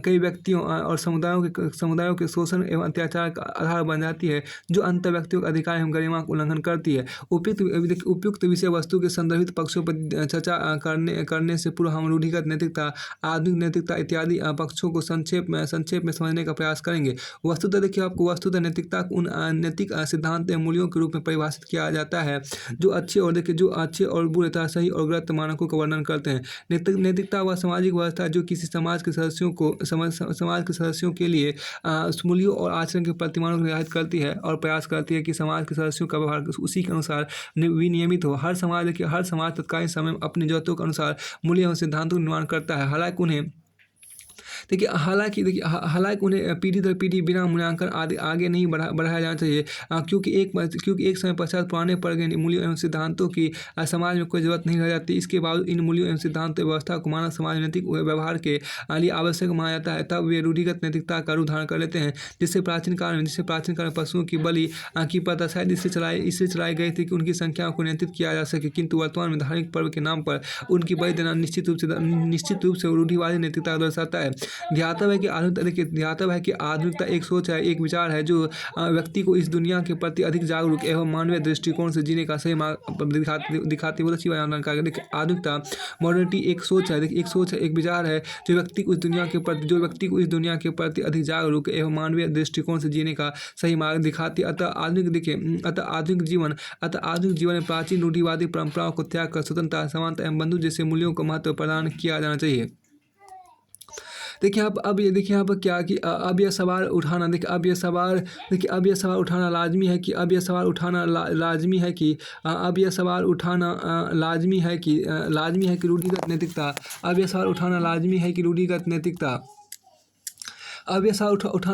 कि रूढ़िगत नैतिकता आधुनिक जीवन का मार्गदर्शक क्यों नहीं हो सकती। अगर हम इस संदर्भ को समझने का प्रयास करें तो यह साफ नजर आता है कि आधुनिक जीवन में विवेकशीलता, तार्किकता एवं गतिशीलता इत्यादि की महत्वपूर्ण भूमिका होती है। और अगर हम इन कसौटियों पर रूढ़िगत नैतिकता को आधुनिक जीवन का मार्गदर्शक समझे तो यह संभव नहीं, क्योंकि रूढ़िगत नैतिकता में परिवर्तन की प्रवृत्ति नहीं पाई जाती। जब यह रूढ़िगत नैतिकता समय के साथ आगे बढ़ती रहती है तो परिस्थितियों के अनुरूप स्वयं परिवर्तित नहीं हो पाती, जो समाज के अनेक व्यक्तियों के शोषण एवं अत्याचार का आधार तैयार करती है। जैसे कि भारतीय समाज में स्त्रियों को घर की चार दीवारी में रखा जाता था और उनकी कोई भी बाहरी भूमिका निर्धारित नहीं की गई थी, परंतु स्वतंत्रता पश्चात महिलाएं घर से बाहर निकलकर कार्य करने लगी। लेकिन पुरुषों की यह रूढ़िवादी सोच एवं नैतिकता यह कतई स्वीकार करने को नहीं थी कि महिलाओं की भूमिका घर के बाहर भी हो सकती है। फलतः समाज में संघर्ष की भावना पैदा होने के साथ ही परिवार विघटन को बढ़ावा मिला। विचारणीय बिंदु है कि देखिए यहाँ पर क्या विचारणीय बिंदु है कि रूढ़िगत नैतिकता में सभी वर्गों एवं समुदाय की भूमिका नैतिकता के निर्माण में नहीं होती है, जिससे वर्ग विशेष शोषण का शिकार होने लगता है। जबकि आधुनिक जीवन में निर्णय की प्रक्रिया में सभी व्यक्तियों की समुचित भागीदारी सुनिश्चित की जाती है, जिससे किसी वर्ग के शोषण की गुंजाइश नहीं रहती। वस्तुतः जीवन में महत्व संतुलन का है, जो व्यक्ति के अति भोगवादी एवं चरम वैराग्यवादी परिस्थितियों के मध्य बीच का रास्ता निकालता है। भारतीय पश्चिमी नीति मीमांसा में संतुलन को अत्यधिक महत्व दिया गया है। जैसे सुकरात जीवन में संतुलन के लिए सद्गुणों के विकास पर बल देते हैं तो वही गौतम बुद्ध मध्यम मार्ग का प्रतिपादन करते हैं। वर्तमान उपभोक्तावादी संस्कृति एवं आधुनिक जीवन में संतुलन की अत्यंत महत्ता है, क्योंकि व्यक्ति पर कार्य का बोझ अधिक होने के साथ ही उपभोक्तावादी संस्कृति उसे विभिन्न प्रकार की वस्तुएं प्रस्तुत कर रही है। इन परिस्थितियों में त्यागपूर्वक एवं संयमपूर्वक उपभोग की आवश्यकता है, जो रूढ़िवादी नैतिकता नहीं बतलाती है। देखिए यह बात ध्यान देने योग्य है कि रूढ़िवादी नैतिकता में धार्मिक परंपरा एवं मान्यताओं की अत्यधिक महत्वपूर्ण भूमिका होती है और इन्हीं परंपरा एवं प्रथाओं के अनुसार वर्तमान समय में सामाजिक नियम एवं कानून बनाए जाते हैं। जबकि आधुनिक जीवन में धर्म का महत्व कम होने लगता है। साथ इन परंपरा एवं प्रथाओं से समाज में किसी एक वर्ग या समुदाय का वर्चस्व स्थापित होता है। आधुनिक जीवन यह प्रवृत्ति समाज विषमता को बढ़ावा देगी। इसके अलावा धार्मिक मान्यताओं, परंपरा और प्रथाएं तार्किकता तथा विवेक से आधारित न होकर आधुनिक जीवन का मार्गदर्शन नहीं कर सकती। उल्लेखनीय है कि मनुष्य की स्वाभाविक प्रवृत्तियां और भावनाएं होती है, जिनकी अभिव्यक्ति या पूर्ति व्यक्ति के जीवन के लिए अत्यंत आवश्यक होती है। जो व्यक्ति के जीवन में उत्साह के संचार बनाए रखती है। रूढ़िवादी नैतिकता तो रूढ़िवादी नैतिकता में देखिए रूढ़िवादी नैतिकता में नैतिकता के नाम पर मनुष्य की रूढ़िवादी नैतिकता के नाम पर मनुष्य की इन स्वाभाविक प्रवृत्तियों पर रोक लगा दी जाती है। जबकि आधुनिक जीवन व्यक्ति इन प्रवृत्तियों की सहज अभिव्यक्ति करना चाहता है। देखिए यहाँ पर क्या रूढ़िवादी नैतिकता के नाम पर मनुष्य की इन स्वाभाविक प्रवृत्तियों पर रोक लगा दी जाती है, जबकि आधुनिक जीवन में व्यक्ति इन प्रवृत्तियों की सहज अभिव्यक्ति करना चाहता है। इसके अलावा रूढ़िवादी नैतिकता रूढ़िवादी नैतिकता का निर्धारण यौन संबंधों के आधार पर करती है, परंतु आधुनिक जीवन में सहजता की व्याख्या सहज यौन अभिव्यक्ति के अर्थ में की जाती है। आधुनिक जीवन में नैतिकता का निर्धारण यौन संबंधों से नहीं हो सकता। हिंदी के प्रसिद्ध कवि धर्मवीर भारती की यह पंक्तियाँ इस बात को बखूबी बयान करती है। इस बात को देखिए, आधुनिक जीवन में नैतिकता का निर्धारण यौन संबंधों से नहीं हो सकता। हिंदी के प्रसिद्ध कवि देखिए यहाँ पर आधुनिक जीवन नैतिकता का निर्धारण यौन संबंधों से नहीं हो सकता। हिंदी के प्रसिद्ध कवि धर्मवीर भारती की पंक्ति इस बात को बखूबी बयान करती है। ना हो ये वासना तो जिंदगी की माप कैसे हो, बहुत अच्छी बात कहा गया। ना हो यह वासना तो जिंदगी की माप कैसे हो, किसी के रूप का सम्मान मुझ पर पाप कैसे हो, किसी के रूप का सम्मान मुझ पर पाप कैसे हो, नसों का रेशमी उफान मुझ पर साफ कैसे हो, नसों का रेशमी उफान मुझ पर साफ कैसे हो। देखिए यहाँ पर क्या, ना हो यह वासना तो जिंदगी की माप कैसे हो, ना हो यह वासना तो जिंदगी की माप कैसे हो, किसी के रूप का सम्मान मुझ पर पाप कैसे हो, नसों की रेशमी उफान मुझ पर साफ कैसे हो। ज्ञातव्य है कि आधुनिक जीवन तीव्र परिवर्तन का दौर है, अतः एक ऐसी नैतिक व्यवस्था या नैतिकता ही इनमें आधुनिक जीवन का मार्गदर्शन कर सकती है जो समय के साथ कदम ताल मिलाए हुए चले। देखिए इस नैतिकता के मूल एवं सिद्धांत अत्यधिक कठोर न होने के साथ ही इनमें लचीलापन मौजूद होना चाहिए और नैतिकता बाहर से थोपी हुई नहीं होनी चाहिए, बल्कि नैतिकता को आत्मसातीकरण वाली प्रवृत्ति की स्थिति में होना चाहिए, बल्कि नैतिकता को आत्मसातीकरण वाली प्रवृत्ति की स्थिति में होना चाहिए। देखिए रूढ़िवादी नैतिकता अत्यंत कठोर होता है, बावजूद इसके इसे व्यक्ति पर थोपने का प्रयास किया जाता है। इसके अतिरिक्त किसी भी नैतिक संहिता में परिवर्तन अत्यंत आवश्यक है, नहीं तो वह व्यक्तियों के शोषण का कार्य करती है। भारत हो या पश्चिमी समाज, महिलाओं पर समाजीकरण की प्रक्रिया के दौरान नैतिकता के नाम पर ऐसे मूल एवं सिद्धांतों को समाज में आरोपित किया जाता है जो उनके शोषण कार्य करता है, यही कारण है कि वर्तमान में न्यायवादी नैतिकता उन सभी मूल्यों, सिद्धांतों एवं नियमों की भर्त्सना करती है जिन्होंने उनके शोषण में महत्वपूर्ण भूमिका निभाई है। अतः ऐसे रूढ़िवादी नैतिकता जिसका आधार कुछ व्यक्तियों के हित में होने के साथ ही शोषण पर टिका हो, वह आधुनिक जीवन का मार्गदर्शन कदापि नहीं कर सकती। इन परिस्थितियों को हिंदी के प्रसिद्ध साहित्यकार गजानन माधव मुक्तिबोध सटीक रूप में व्यक्त करते हैं। अभिव्यक्ति के सारे खतरे उठाने ही होंगे, तोड़ने होंगे मठ और गढ़ सब। अभिव्यक्ति के सारे खतरे उठाने ही होंगे, तोड़ने होंगे मठ और गढ़ सब। अब यहाँ देखिए क्या है कि इसमें जो कहा गया अब ये सवाल देखिए आप क्या कि अब ये सवाल उठता है कि अगर रूढ़िवादी नैतिकता आधुनिक जीवन का मार्गदर्शन नहीं कर सकती तो फिर कौन सी नैतिक व्यवस्था आधुनिक जीवन के मार्गदर्शन में सहायक हो सकती है। वस्तुतः नैतिकता देश, समाज और संस्कृति के अनुसार परिवर्तित होती रहती है। एक संस्कृति एवं समाज में एक मूल्य नैतिक हो सकता है तो अन्य समाज में वही मूल्य अनैतिक हो सकता है। जैसे देखिए यहाँ पर क्या कि जैसे भारत में शाकाहार को एक मूल्य माना जाता है और व्यक्तियों को इनका पालन के लिए कहा जाता है, परंतु पश्चिमी समाज में ऐसा कोई मूल्य नहीं है और मांसाहारी भोजन करना कोई अनैतिक कृत्य नहीं है। अतः आवश्यकता है कि हम एक ऐसी नैतिक व्यवस्था का निर्माण करें जो सार्वभौमिक हो और जिसके माध्यम से वसुधैव कुटुंबकम एवं सर्वभवन्तु सुखिनः का पालन किया जा सके। चूँकि आज विश्व ग्लोबल विलेज बन गया, इन परिस्थितियों में सार्वभौमिक नैतिकता ही आधुनिक जीवन का मार्गदर्शन कर सकती है, जिसमें यहाँ देखिए जिसमें सभी समाज एवं संस्कृतियों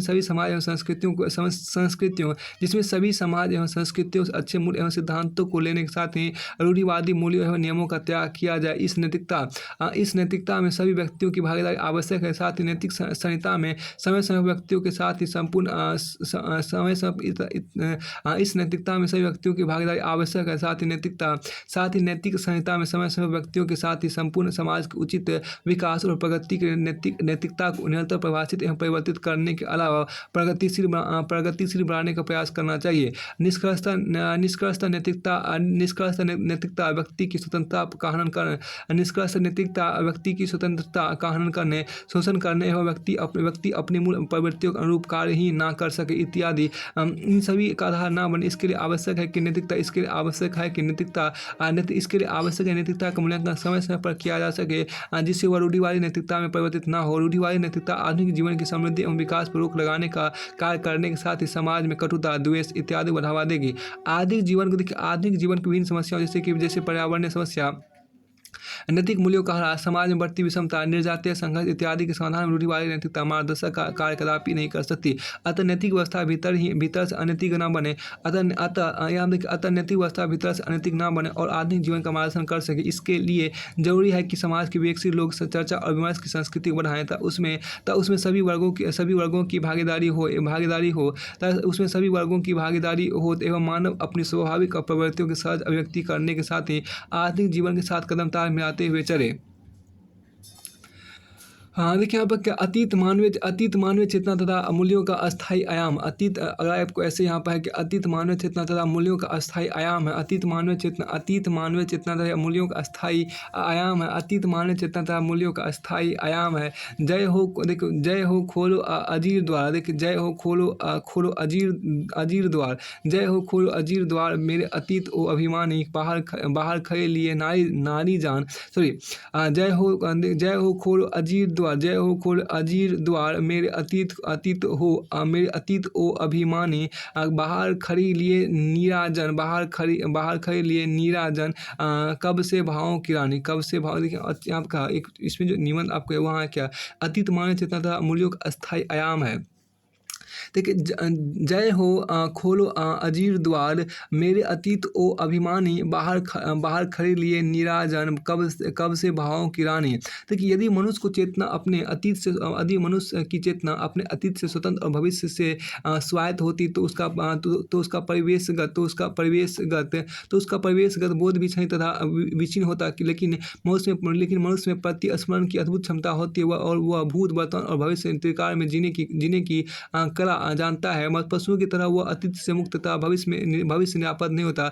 अपनी आदिम अवस्था में शायद भले ही वह ऐसा जीता होगा था, उसकी संपूर्ण चेतना तत्क्षण वर्तमान में निमग्न होती होगी। हिंदी के कवि चिंतक आगे ने ऐसी अवस्था की व्याख्या इन शब्दों में की है। सच्चा वर्तमान ऐसा क्षण है जिसके साथ ना तो स्मृतिक आभास है और ना प्रत्याशा या अपेक्षा का, क्योंकि एक अतीत का लक्षण है, दूसरा भविष्य का।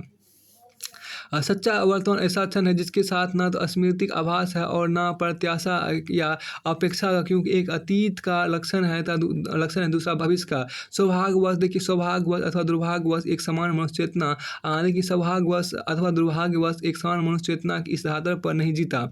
सौभाग्यवश अथवा दुर्भाग्यवश एक समान मनुष्य चेतना की इस आधार पर नहीं जीता। वह अतीत के साथ वर्तमान का तुलनात्मक विवेचन करके यह जान सकता है कि विकास अतीत से भविष्य की दिशा में किस ओर रहा है।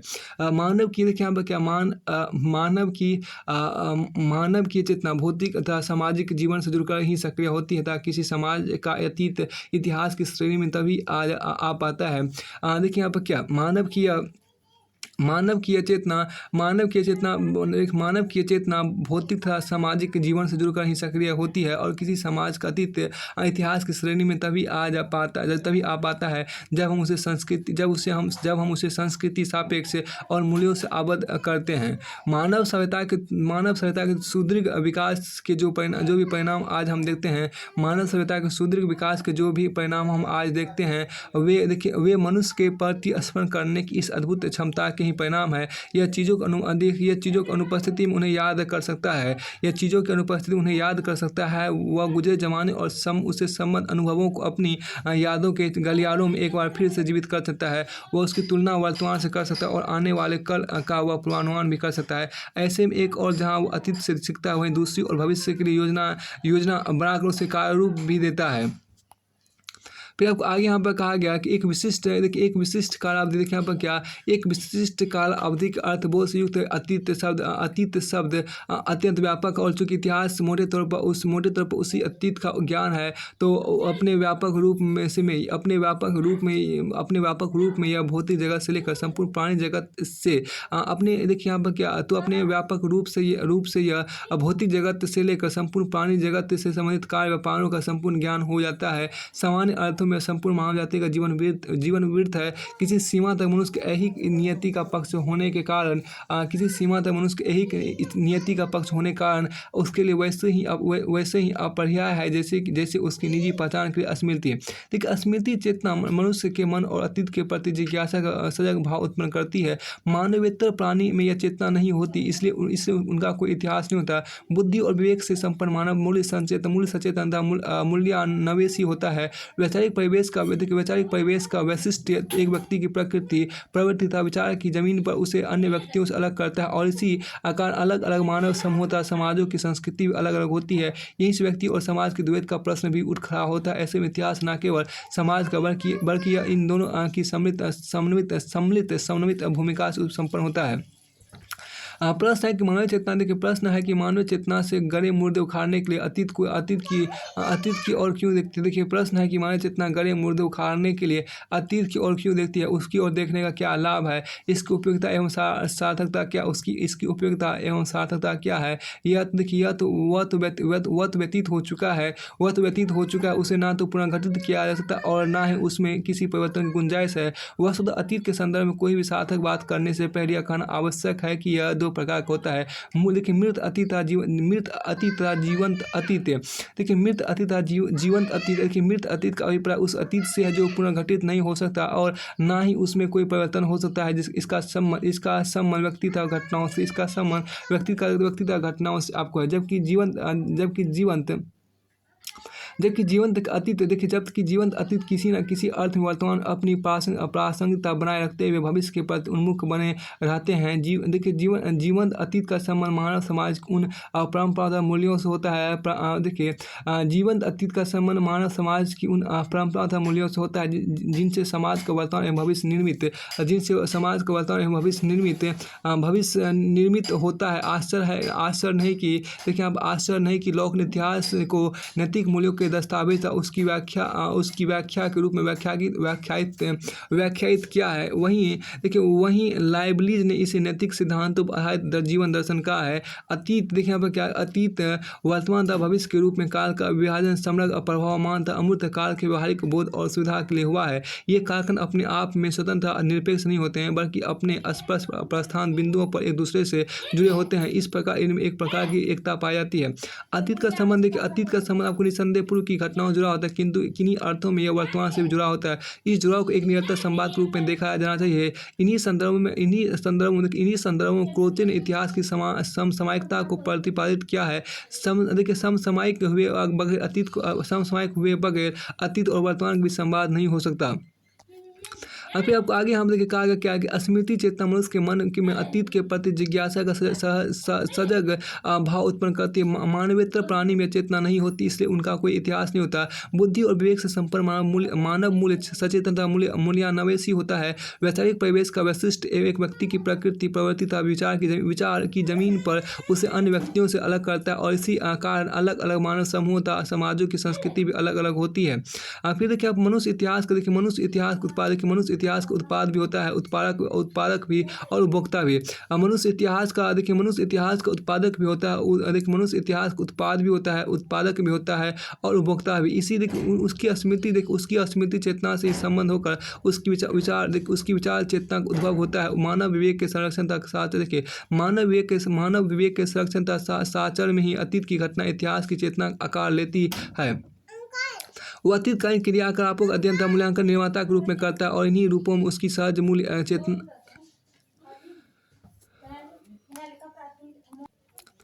देखिए आप क्या कि इसमें मानव विवेक के संरक्षण तथा साचर में अतीत की घटना इतिहास की चेतना का आकार लेती है। वो अतीतकालीन क्रियाकलापों का अध्ययन तथा मूल्यांकन निर्माता के रूप में करता है और इन्हीं रूपों में उसकी सहज मूल्य चेतना या बोध देखिए वो अतीतकालीन क्रियाकलापों का अध्ययन तथा मूल्यांकन निर्माता के रूप में करता है और इन्हीं रूपों में उसकी सहज मूल्य चेतना या मूल्य बोध की प्रभावी भूमिका होती है। इसलिए इतिहास भी ऊपर से चाहे प्रतीत हो इस इतिहास ऊपर से चाहे जैसा प्रतीत हो इस इतिहास ऊपर से चाहे जैसा प्रतीत हो। अतीत का अध्ययन अंतिम अर्थों में मूल्यों का अध्ययन बनकर ही हमारे सामने आता है। उसके सभी क्रियाकलापों में उसकी मूल्य चेतना ही उसकी प्रमुख प्रेरक शक्ति होती है। देखिए यहाँ पर क्या कि ध्यानपूर्वक देखें तो समस्त मानवीय मूल्यों तथा उससे जुड़कर आई धर्म की अवधारणा के सर्वोत्तम प्रतीक के रूप में ही ईश्वर की कल्पना भी की गई है। ये मूल्य जीवन व्यक्ति की आस्था को बढ़ाते हैं। मनुष्य इन मूल्यों का पालन करते हुए ईश्वर की सेवा करता है ताकि ईश्वर भी मनुष्य की सेवा करे। अतः साध तो अंततः मनुष्य ही है। धर्म के प्रभाव मानवीय चेतना जैसे आस्थापरक मूल्यों से जुड़ जाती है। वही इन मूल्यों से निर्मित परंपरा का रूढ़ियों के रूप में तब्दील होने का खतरा भी कदाचित कम नहीं होता। परंपराएं उन मूल्यों का सातत्य होती है। वहीं उनमें देश काल के अनुसार परिवर्तन की गुंजाइश भी होती है, किंतु रूढ़ियों की प्रवृत्ति लकीर पीटने जैसी होती है। इन मूल्यों की खोज मृत अतीत अर्थात उस इतिहास में ही होती है। इस प्रकार तथ्य और मूल अतीत के दो पहलू हैं। वे मानव अतीत में घुले मिले हैं। मूल्य चेतना, संस्कृति चेतना और इतिहास चेतना बाहर से मानव चेतना के विभिन्न आयाम प्रतीत होते हैं। देखिए अब मूल्य चेतना, संस्कृति चेतना और इतिहास चेतना बाहर से मानव चेतना के विभिन्न आयाम प्रतीत होते हैं, किंतु आंतरिक स्तर पर वे पृथक नहीं हैं। वे निरंतर उच्चतर मूल्यों की अन्वेषणा के रूप में सानुकूल तथा समुच्चय स्वरूप किसी जातीय समाज की संस्कृति का निर्माण करते रहते हैं। देखिए अब आपको है क्या 7वें नंबर की बात आपके यहाँ देखिए क्या कि जो समाज अपने सिद्धांतों के ऊपर अगर यहाँ ऐसे है देखिए जो समाज अपने सिद्धांतों के ऊपर अपने विशेषाधिकारों को महत्व देता है वह दोनों से हाथ धो बैठता है। देखिए अच्छा यहाँ पर है कि जो समाज अपने सिद्धांतों के ऊपर अपने विशेषाधिकारों को महत्व देता है वह दोनों से हाथ धो बैठता है। देखिए एक सुबह में तैयार हो रहा था तभी मेरे मित्र ने पूछा, क्या तुम सच में अपने सिद्धांतों को महत्व देते हो? क्षण भर के लिए मैं रुका और विचार करने लगा कि मेरा वास्तविक सिद्धांत क्या है। तत्पश्चात मैंने महसूस किया कि मेरे प्रत्येक कार्य को मेरे सिद्धांत ही तो मार्गदर्शित करते हैं। वास्तव मित्र के प्रश्न से पहले मैंने अपने सिद्धांतों पर कभी विचार ही नहीं किया था। अमेरिकी शब्दकोश मरियम वेस्टर में भी सिद्धांतों को आचरण के नियम के रूप में परिभाषित किया गया है। सिद्धांत जीवन के ऐसे निर्धारक तत्व होते हैं जो जीवन में हमें सही एवं गलत का मार्ग दिखाते हैं। ये ऐसे गहरे विश्वास है जो हमारे प्रत्येक कार्य का निर्देशन करते हैं। दूसरी तरफ यदि विशेषाधिकारों पर विचार करें तो ये विशिष्ट लाभ अधिकार प्रदान किए प्रतिरक्षा उपकरण होते हैं जो केवल कुछ व्यक्तियों एवं समूह को प्राप्त होते हैं। विशेषाधिकार से अलग होते हैं। जैसे शिक्षा प्रत्येक मानव का एक मौलिक अधिकार है, जबकि कार पर लाल बत्ती लगाकर चलना कुछ लोगों का विशेषाधिकार है। विशेषाधिकार अपनी मूल प्रकृति में असमानता आधारित होती है।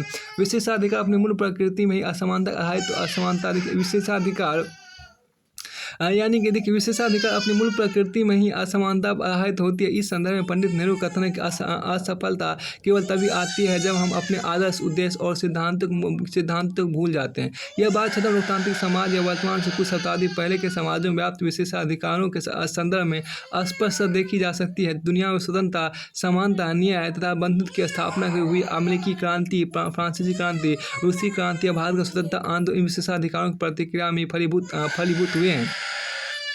पूरी दुनिया पर शासन करने वाली ब्रिटिश सत्ता स्वयं को लोकतांत्रिक मूल्यों का वाहक कहती थी, किंतु वास्तव में उसने अपने लोकतांत्रिक सिद्धांतों के ऊपर अपने विशेषाधिकारों को प्रभावी बनाया, जिसका परिणाम यह हुआ कि न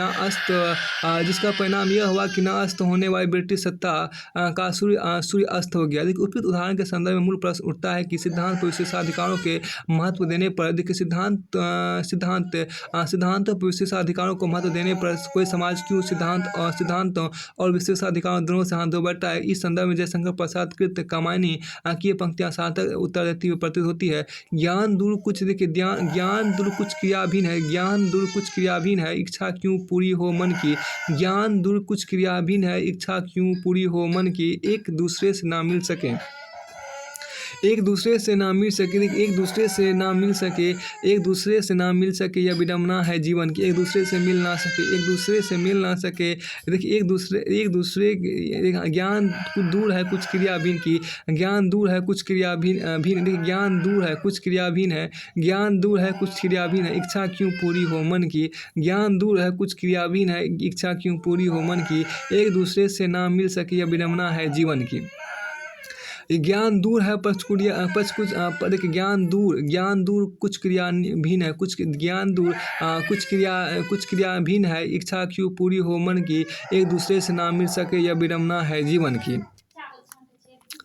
फिर आपको आगे हम कहा गया, देखिए क्या कि देखिए अर्थात ज्ञान, सिद्धांत एवं कर्म में एकरूपता या सुसंगति न होने पर जीवन विषमता का जन्म होता है और ऐसा व्यवस्थापूर्ण जीवन मंथर मृत्यु को ही प्राप्त होता है। अतः विशेषाधिकार जीवन के मूलभूत सिद्धांतों से असंगत होता है, जिससे विशेषाधिकारों को महत्व देना किसी समाज की विषमता का मूल कारण बनता है। विशेषाधिकार का आग्रह करने वाला समाज लोकतांत्रिक मूल्यों, समानता, स्वतंत्रता, न्याय, समन्वय, समरसता, सहिष्णुता से दूर हटता जाता है, जिसका परिणाम गरीबी,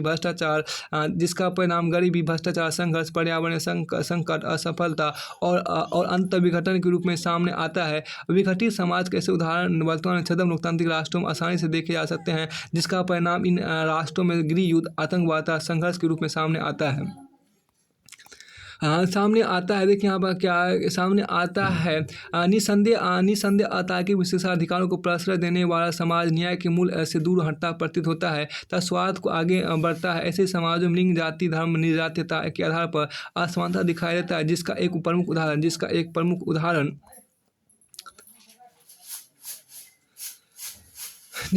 उदाहरण अमेरिकी दास प्रथा रहा है। देखिए, तो दूसरा उदाहरण भारत की जाति व्यवस्था में देखा जा सकता है। इन विशेषाधिकारों की बड़ी कीमत भारतीय एवं अमेरिकी समाजों को चुकानी पड़ी। सामाजिक विशेषाधिकारों की समस्या ने जहां अमेरिका को गृहयुद्ध की दलदल में धकेला, तो भारत को आज भी जातीय हिंसा एवं धार्मिक हिंसा का सामना करना पड़ता है। किंतु विशेषाधिकारों सिद्धांतों की संघर्ष का एक भी रचनात्मक पद किंतु विशेषाधिकारों और सिद्धांतों के संदर्भ इस संघर्ष का किंतु विशेषाधिकारों और सिद्धांतों को इस संघर्ष का एक रचनात्मक पक्ष भी रहा है, जिसकी चर्चा किए बिना दोनों का निरपेक्ष मूल्यांकन अधूरा है। विशेषाधिकारों की समाप्ति की दिशा में हुए संघर्षों के परिणाम ने जहां अमेरिका को एक आधुनिक तथा सशक्त लोकतंत्र के रूप में स्थापित किया, वहीं भारतीय सामाजिक विशेषाधिकारों की प्रतिक्रिया ने भारत में जाति के बंधनों को ढीला किया है। देखिए वहीं भारतीय सामाजिक विशेषाधिकारों की प्रतिक्रिया ने भारत में जाति के बंधनों को ढीला किया है। भारतीय संविधान ने भी अनुच्छेद 17 के तहत अस्पृश्यता का अनुमोदन किया है। साथ ही समाज के सभी वंचित वर्गों की सुरक्षा हेतु मूल अधिकारों के एक कवच प्रदान किया है। उपयुक्त उदाहरणों के अलावा दुनिया के अन्य राष्ट्रों में विशेषाधिकार की प्रतिक्रिया के परिणामस्वरूप लोकतांत्रिक सुधार की प्रक्रिया को गति मिली है। उपयुक्त उदाहरणों के अलावा दुनिया के अन्य राष्ट्रों में विशेषाधिकारों की प्रतिक्रिया के परिणामस्वरूप लोकतांत्रिक सुधार की प्रक्रिया को गति मिली है, जिसका एक उदाहरण सऊदी अरब जैसी राजतंत्रात्मक व्यवस्था में भी महिलाओं को अल्प मात्रा में ही सही किंतु कुछ अधिकार प्रदान किए जा रहे हैं। कुछ वर्ष पूर्व अरब स्प्रिंग भी इन्हीं विशेषाधिकारों के प्रति हुई एक सशक्त प्रतिक्रिया मानी जा सकती है। आज संपूर्ण दुनिया में होने वाले विविध आंदोलन, चाहे अभिव्यक्ति की आज़ादी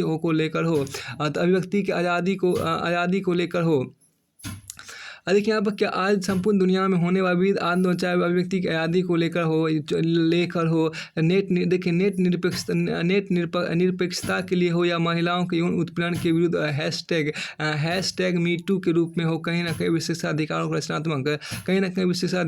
विशेषाधिकारों के रचनात्मक प्रतिरोध का ही परिणाम है। परिणाम है। देखिए उपयुक्त सामाजिक विशेषाधिकारों के रचनात्मक विरोध के अलावा आज पूरी दुनिया में राजनीतिक विशेषाधिकारों को भी तार्किकता प्रदान करने की बहस चल रही है। भारतीय राजनीतिक प्रणाली में प्राप्त विशेषाधिकार भी इससे अछूते नहीं है। देखिए यहाँ पर क्या भारतीय लोकतंत्र का चतुर्थ स्तंभ, देखिए भारतीय लोकतंत्र का चतुर्थ स्तंभ मीडिया था। सोशल मीडिया राजनीतिक विशेषाधिकारों के अनुचित प्रयोग के प्रति ज़्यादा मुखर हुआ है। निश्चित रूप से विशेषाधिकारों को सिद्धांतों ज़्यादा महत्व देने की प्रवृत्ति ने पूरी दुनिया के समाजों को उनके आदर्शों तथा समावेशी विकास लक्ष्य से दूर किया है और संपूर्ण विश्व से सार्थक नेतृत्व का संकट उत्पन्न किया है। देखिए जिसने वैश्विक चुनौतियाँ जैसे जलवायु परिवर्तन, साइबर सुरक्षा, आतंकवाद, शरणार्थी संकट जैसी विषम परिस्थितियों को भयावह बनाया है।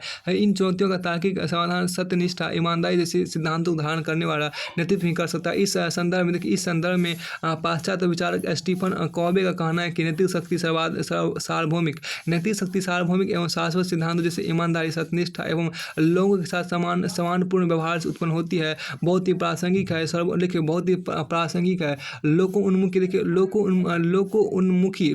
नेतृत्व के संदर्भ में ऐसा ही विचार भारतीय चिंतक चाणक्य का भी रहा है। वे कहते हैं प्रजा सुखे सुखम रागे प्रजानम, देखिए प्रजानम च हिते हिमम न आत्मप्रियम, देखिए न आत्मप्रियम हित राग, देखिए न आत्मप्रियम हित राग प्रजानाम तु प्रियम हितम, अर्थात प्रजा के सुख में ही राजा का हित है। स्वयं को प्रिय लगने में राजा का हित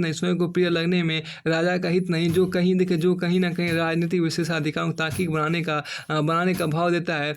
जो कहीं ना कहीं राजनीतिक विशेषाधिकारों को तार्किक बनाने का भाव देता है। अतः ऐसा समाज जो अपने सिद्धांत ऊपर अपने विशेषाधिकारों को महत्व देता है वह दोनों से हाथ धो बैठता है। जबकि इसके विपरीत सिद्धांतों विशेषाधिकार से ज़्यादा महत्व देने वाला समाज सत्य, शिवम, सुंदरम का अभिष्ट लक्षण प्राप्त करता है। विशेषाधिकारों पर सिद्धांतों पर विशेषाधिकारों पर सिद्धांत पर असर देने वाला समाज सतत समावेशिता, नित्य आनंद से परिपूर्ण रहता है। इस प्रकार के समरसतापूर्ण समाज पर जयशंकर प्रसाद की निम्नलिखित पंक्तियां सटीक बैठती है। देखिए समरस्थ जड़ या चेतन सुंदर साकार घना था। चेतन एक विलसती आनंद अखंड घना था।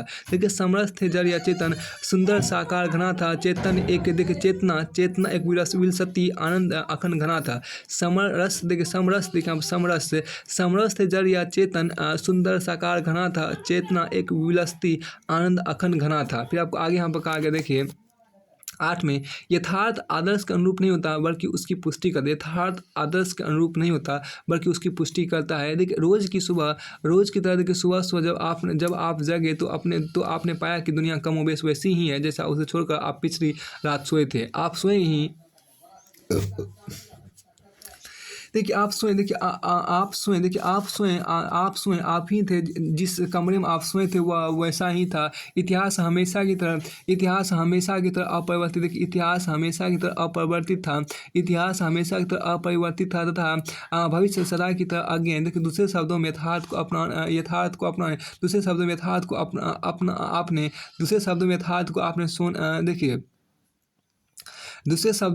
को आपने सोने के पहले जैसा छोड़ा था वह कमोवेश वैसा ही था। यहाँ प्रश्न उठता है कि यथार्थ से हमारा अभिप्राय क्या है। यह आदर्श से कितना पृथक है था उसके साथ इसका क्या संबंध है। यथार्थ के संदर्भ में सीधा सरल उत्तर यह हो सकता है कि हम अपनी इंद्रियों के माध्यम से जो देखते हैं, सुनते या छूते हैं वही यथार्थ है। समान अर्थों में आदर्श अभिप्राय है, किंतु वस्तु विषय अथवा स्थिति की श्रेष्ठतम अवस्था इन अर्थों में आदर्श देखिए इन अर्थों में आदर्श व अनुकरणीय वस्तु या स्थिति है जो अपनी श्रेणी का सर्वोच्च प्रतिमान प्रस्तुत करता हो। नैतिकता धार्मिक जीवन में इन आदर्शों को समाज एवं मानव जाति के विकास का सहायक माना गया है। सत्य त्याग क्षमा दया देखिए सत्य त्याग क्षमा दया जैसे नैतिक आदर्शों के अनुकरण सत्य क्षमा त्याग देखिए सत्य त्याग क्षमा दया जैसे नैतिक आदर्शों के अनुसरण की चर्चा सभी सांस्कृतिक जातीय समाज का अंग रही है। और इसी संदर्भ में यह भी मान लिया गया कि सत्य की जयता असत्य की पराजय होती है। और यहीं पर आदर्श के बरक्स यथार्थ की तुलना अवश्य हावी हो जाती है। और ऐसे में हम विचार करने लगते हैं कि क्या यथार्थ में ऐसा होता है। वास्तविक जीवन में देखें तो कई बार ऐसा होता है कि कई बार ऐसा होता है और कई बार नहीं भी। देखिए वस्तुतः यथार्थ और आदर्श में यह एक प्रत्यक्ष है, दूसरा कल्पना है। दोनों जीवन के उतने ही दूर पास है जितना कि एक प्रवाहमान नदी के दो किनारे था उनके बीच का जल उनमें से किसी एक से जीवन को परिभाषित करने का प्रयास व्यर्थ है। उनमें से किसी एक से जीवन को परिभाषित करने का प्रयास व्यर्थ है। युग चाहे जो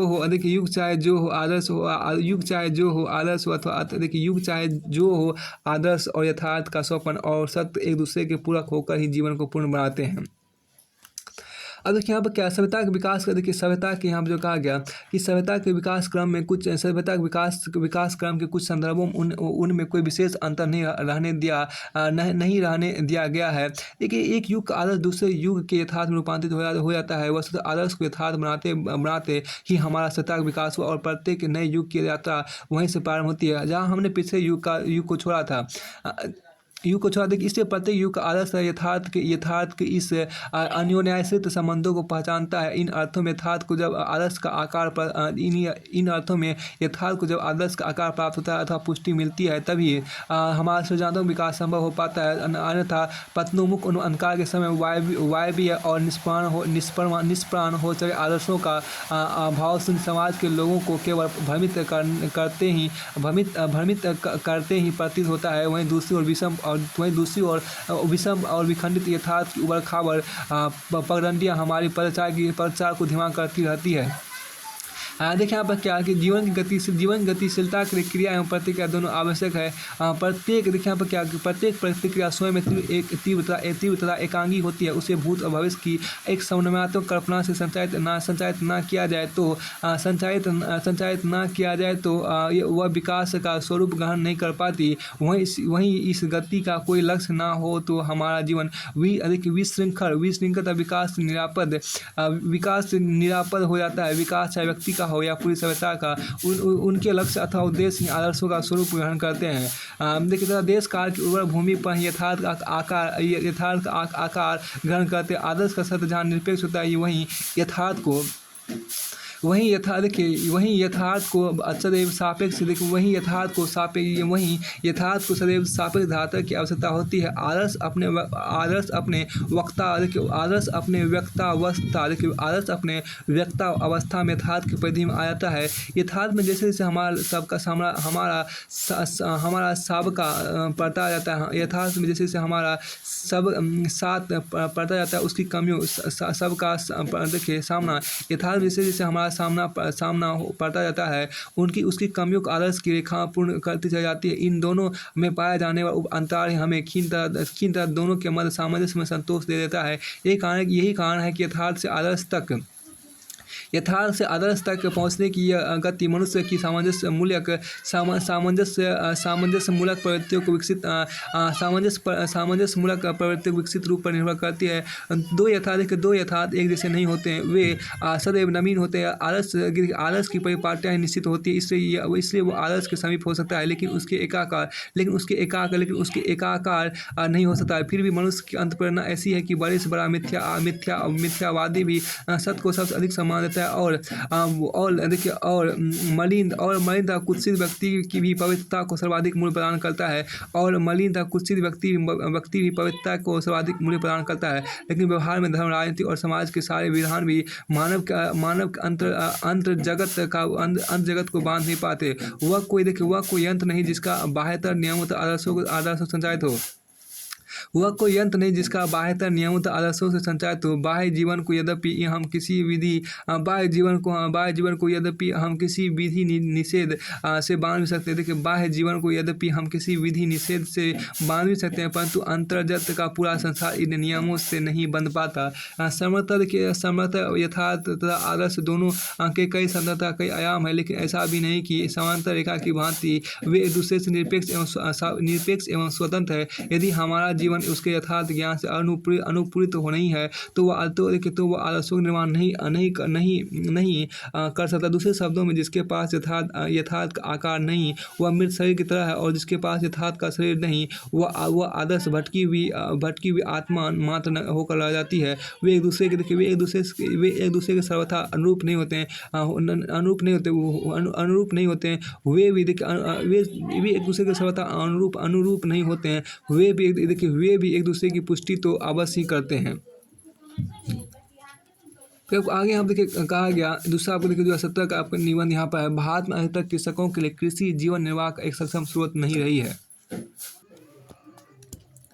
अब देखिए हम 2017 का पहला ऐसे है, देखिए भारत में अधिकतर कृषकों के लिए जीवन निर्वाह, देखिए भारत में अधिकतर कृषकों के लिए कृषि जीवन निर्वाह का एक सक्षम स्रोत नहीं रही है। देखो बहुत अच्छी आपको यहाँ पर है क्या कि एक प्रतिष्ठित पत्रिका का पत्रकार कृषि की स्थिति का जायजा लेने के लिए गांव में किसानों के बीच जाता है, उतरा उनसे बतौर सर्व एक प्रश्न पूछता है कि आप अपने बच्चों के भविष्य में क्या बनाना चाहते हैं। तो प्राप्त उत्तर बहुत चौंकाने वाला होता है। देखिए चौंकाने वाला होता है। एक ऐसे देश में जहाँ कृषि मात्र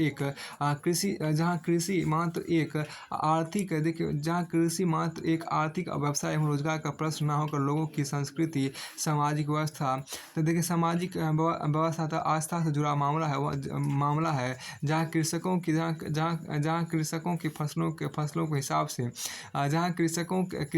फसलों के हिसाब से त्योहारों का निर्धारण होता है। कवियों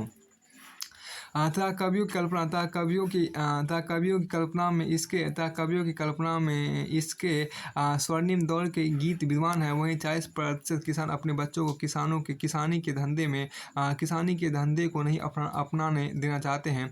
उसके अनुसार विकल्प के रूप में वे बच्चों को कुछ भी सम्मानजनक कार्य करने की सहमति देंगे।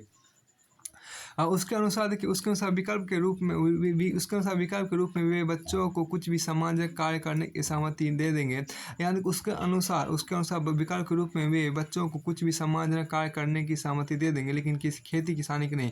किसानों के यहाँ पर क्या, यहाँ जो आपको कहा गया किसानों के उत्तर एक बागी चौंकाता जरूर है। लेकिन कोई भी प्रबुद्ध संवेदनशील व्यक्ति भारत में कृषि की स्थिति को देखेगा तो संभवतः यही उत्तर देगा। कृषकों में लगातार बढ़ती आत्महत्या प्रवृत्ति भारत में कृषि के जीवन निर्वाह के बेहतर साधन न रह जाने की तजदीस ही करती है। यह विडंबना इसलिए भी ज़्यादा विभत्स महसूस होती है क्योंकि भारत ही वह देश है जहाँ वह देश है जहाँ भूमि को माँ का दर्जा दिया गया है, जहाँ हर जलवायु उपलब्ध है, जहाँ हर प्रकार की फसल को समर्थन देने वाली मिट्टी है। नदियों का इतना विस्तृत संगम है जो सिंचाई की आवश्यकता को पूरा कर सकता है, और पर्वत पठार पर्वतीय मैदान डेल्टा आदि भी यहाँ है जिनमें हर प्रकार की फसल उत्पादन हो सकता है। एक ऐसा विशाल मानव श्रम भी यही है जो कृषि संबंधित पारंपरिक ज्ञान रखता है, तथा इसके साथ उत्पादन को खपाने विशाल बाजार की भी यहाँ उपलब्धता है। कवि ने इसी वजह से भारत को खेत का पर्याय माना। देखिए भारत मेरे सम्मान का सबसे महान शब्द जहाँ कहीं भी प्रयोग किया जाए बाकी सभी शब्द अर्थहीन हो जाते हैं। भारत के अर्थ किसी दुष्यंत से संबंधित नहीं, वरन खेत में दायर है जहाँ अन्न उगता है। देखिए भारत यहाँ जो कहा गया भारत मेरे सम्मान का सबसे महान शब्द जहाँ कभी कहीं भी प्रयोग किया जाए, बाकी सभी शब्द अर्थहीन हो जाते हैं। भारत के अर्थ किसी दुष्यंत से संबंधित नहीं, वन खेत में दायर है जहाँ अन्न उगता है। अब हम देखिए क्या बहुत अच्छी बात यहाँ पर कहा गया। ऐसे में देखिए ऐसे में मन में कुछ प्रश्नों का देखिए ऐसे में मन में कुछ प्रश्नों को उठना लाजमी है। मसलन ऐसे कौन से लक्षण हैं जो भारत में कृषि के जीवन निर्वाह के सक्षम स्रोत न रह जाने की पुष्टि करते हैं? क्या कृषि की ऐसा भारत में ही है? क्या सभी कृषकों की ऐसी ऐसी ही स्थिति है? पर या इसमें देखिए या इसमें भी छोटे बड़े कृषक, जमींदार, रैयत या मजदूर की स्थिति अलग अलग है। जब कुछ बड़े किसान आज भी कृषि से लाखों कमा रहे हैं, तो बाकियों के लिए वह दुखदायी साधन क्यों है?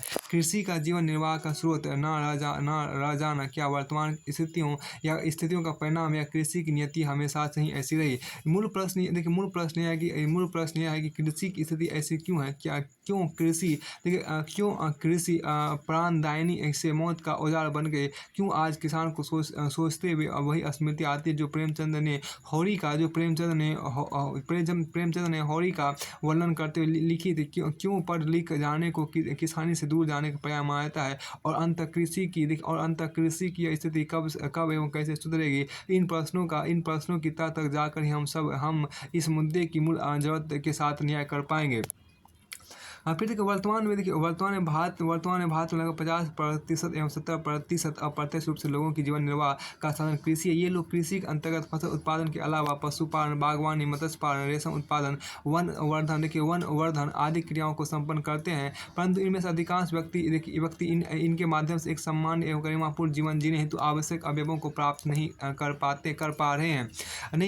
इस वर्ग की शिक्षा व्यवस्था, प्रशिक्षण बेहतर प्रशिक्षण देखिए यहाँ पर क्या कि एक मिनट फिर देखिए, परंतु इनमें से अधिकांश व्यक्ति इनके माध्यम से एक सामान्य एवं गरिमापूर्ण जीवन हेतु आवश्यक अवयवों को प्राप्त नहीं कर पा रहे हैं। इस वर्ग की शिक्षा, स्वास्थ्य, प्रशिक्षण, बेहतर आवास एवं अवसर आदि तक पहुँच अभी भी दूर बनी हुई है। ज़्यादा चिंतनीय बात तो यह है कि किसानों एक बड़ा वर्ग कृषि के माध्यम से जीवन निर्वाह भी नहीं कर पा रहा है। अतः आत्महत्या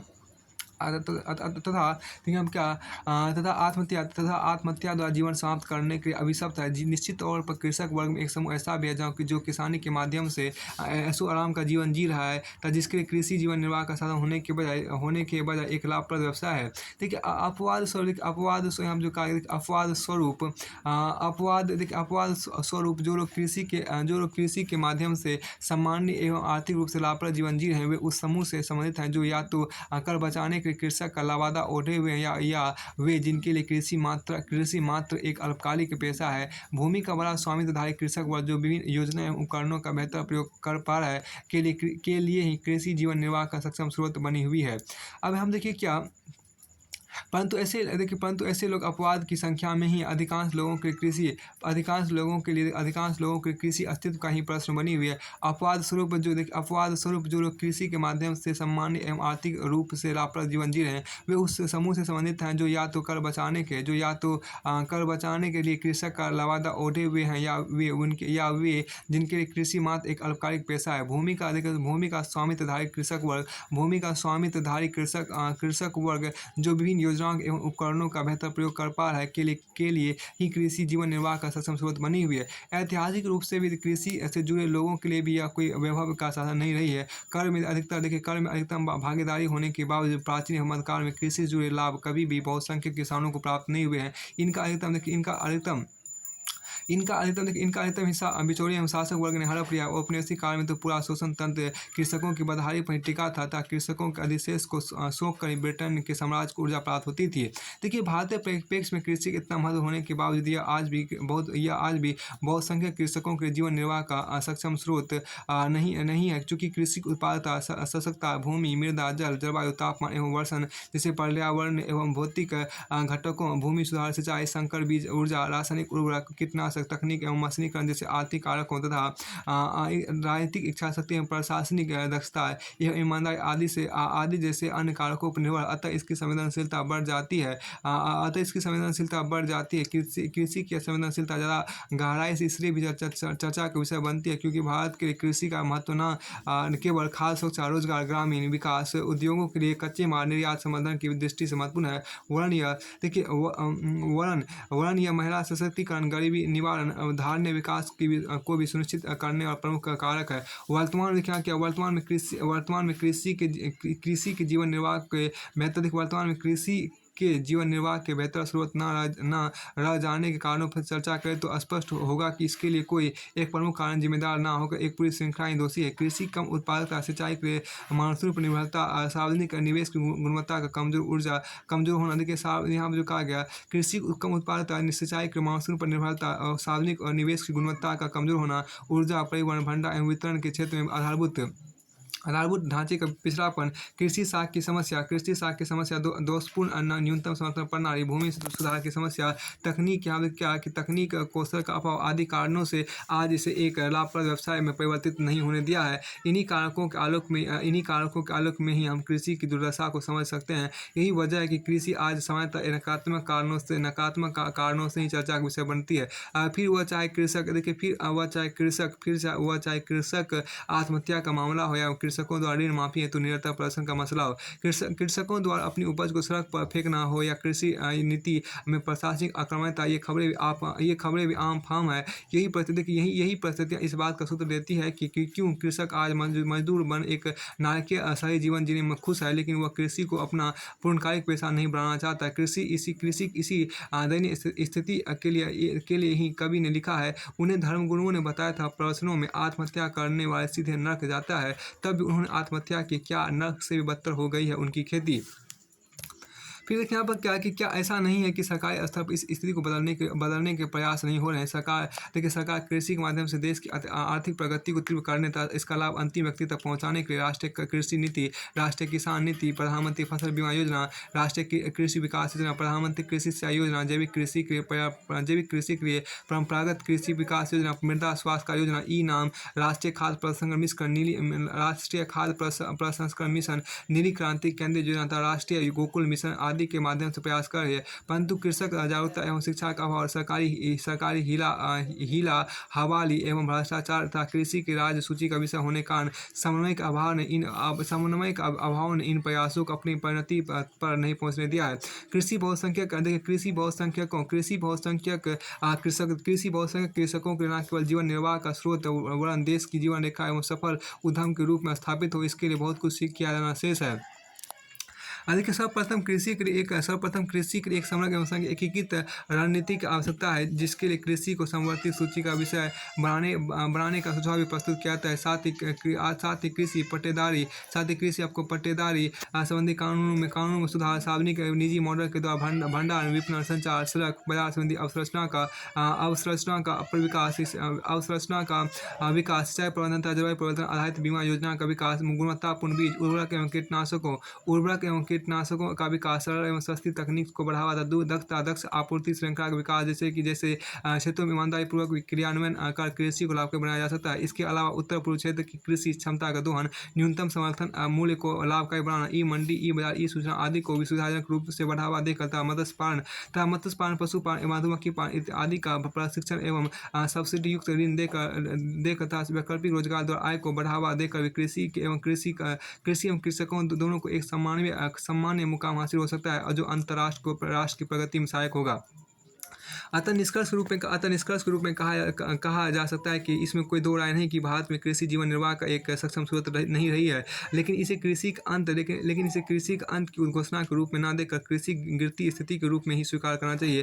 तथा सरकार, समाज, प्रशासन एवं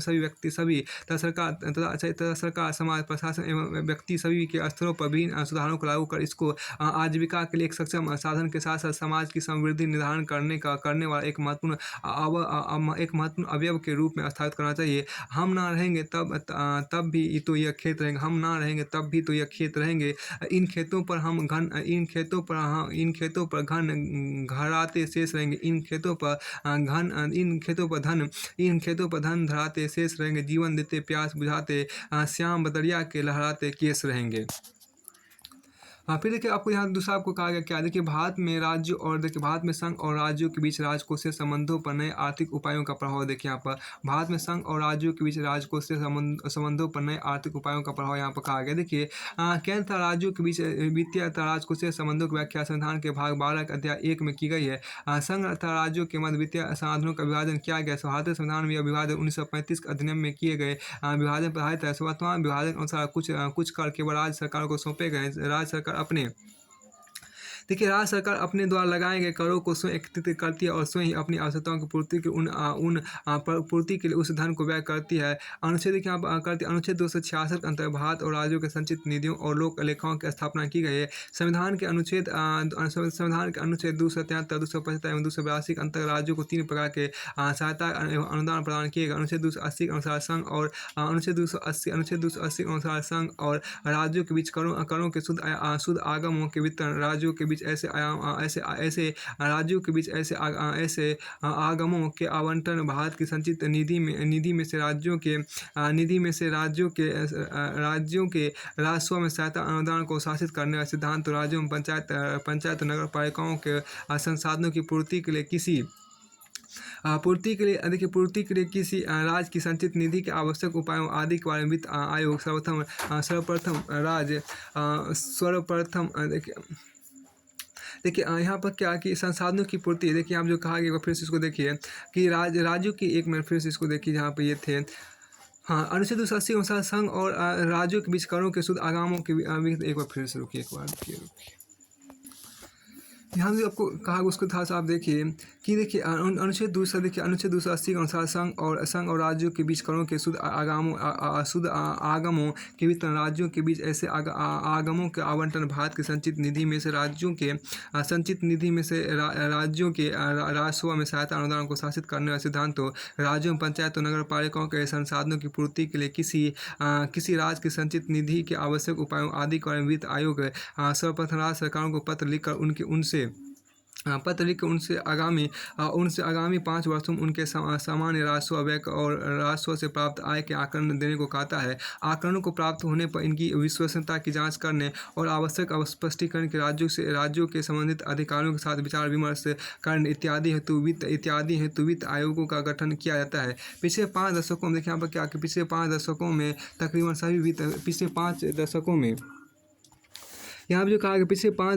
तकरीबन सभी वित्त आयोग की अनुशंसा केंद्र सरकार ने स्वीकार की है। इन आयोगों ने निरंतर राज्य सरकारों की वित्तीय परेशानियों को समझते हुए राजस्व का हिस्सा बढ़ाने की सिफारिश की। 80वां संविधान संशोधन अधिनियम 2000 के माध्यम से संघ एवं राज्यों के मध्य किए जाने वाले राजस्व वितरण में परिवर्तित किया गया। इन संशोधनों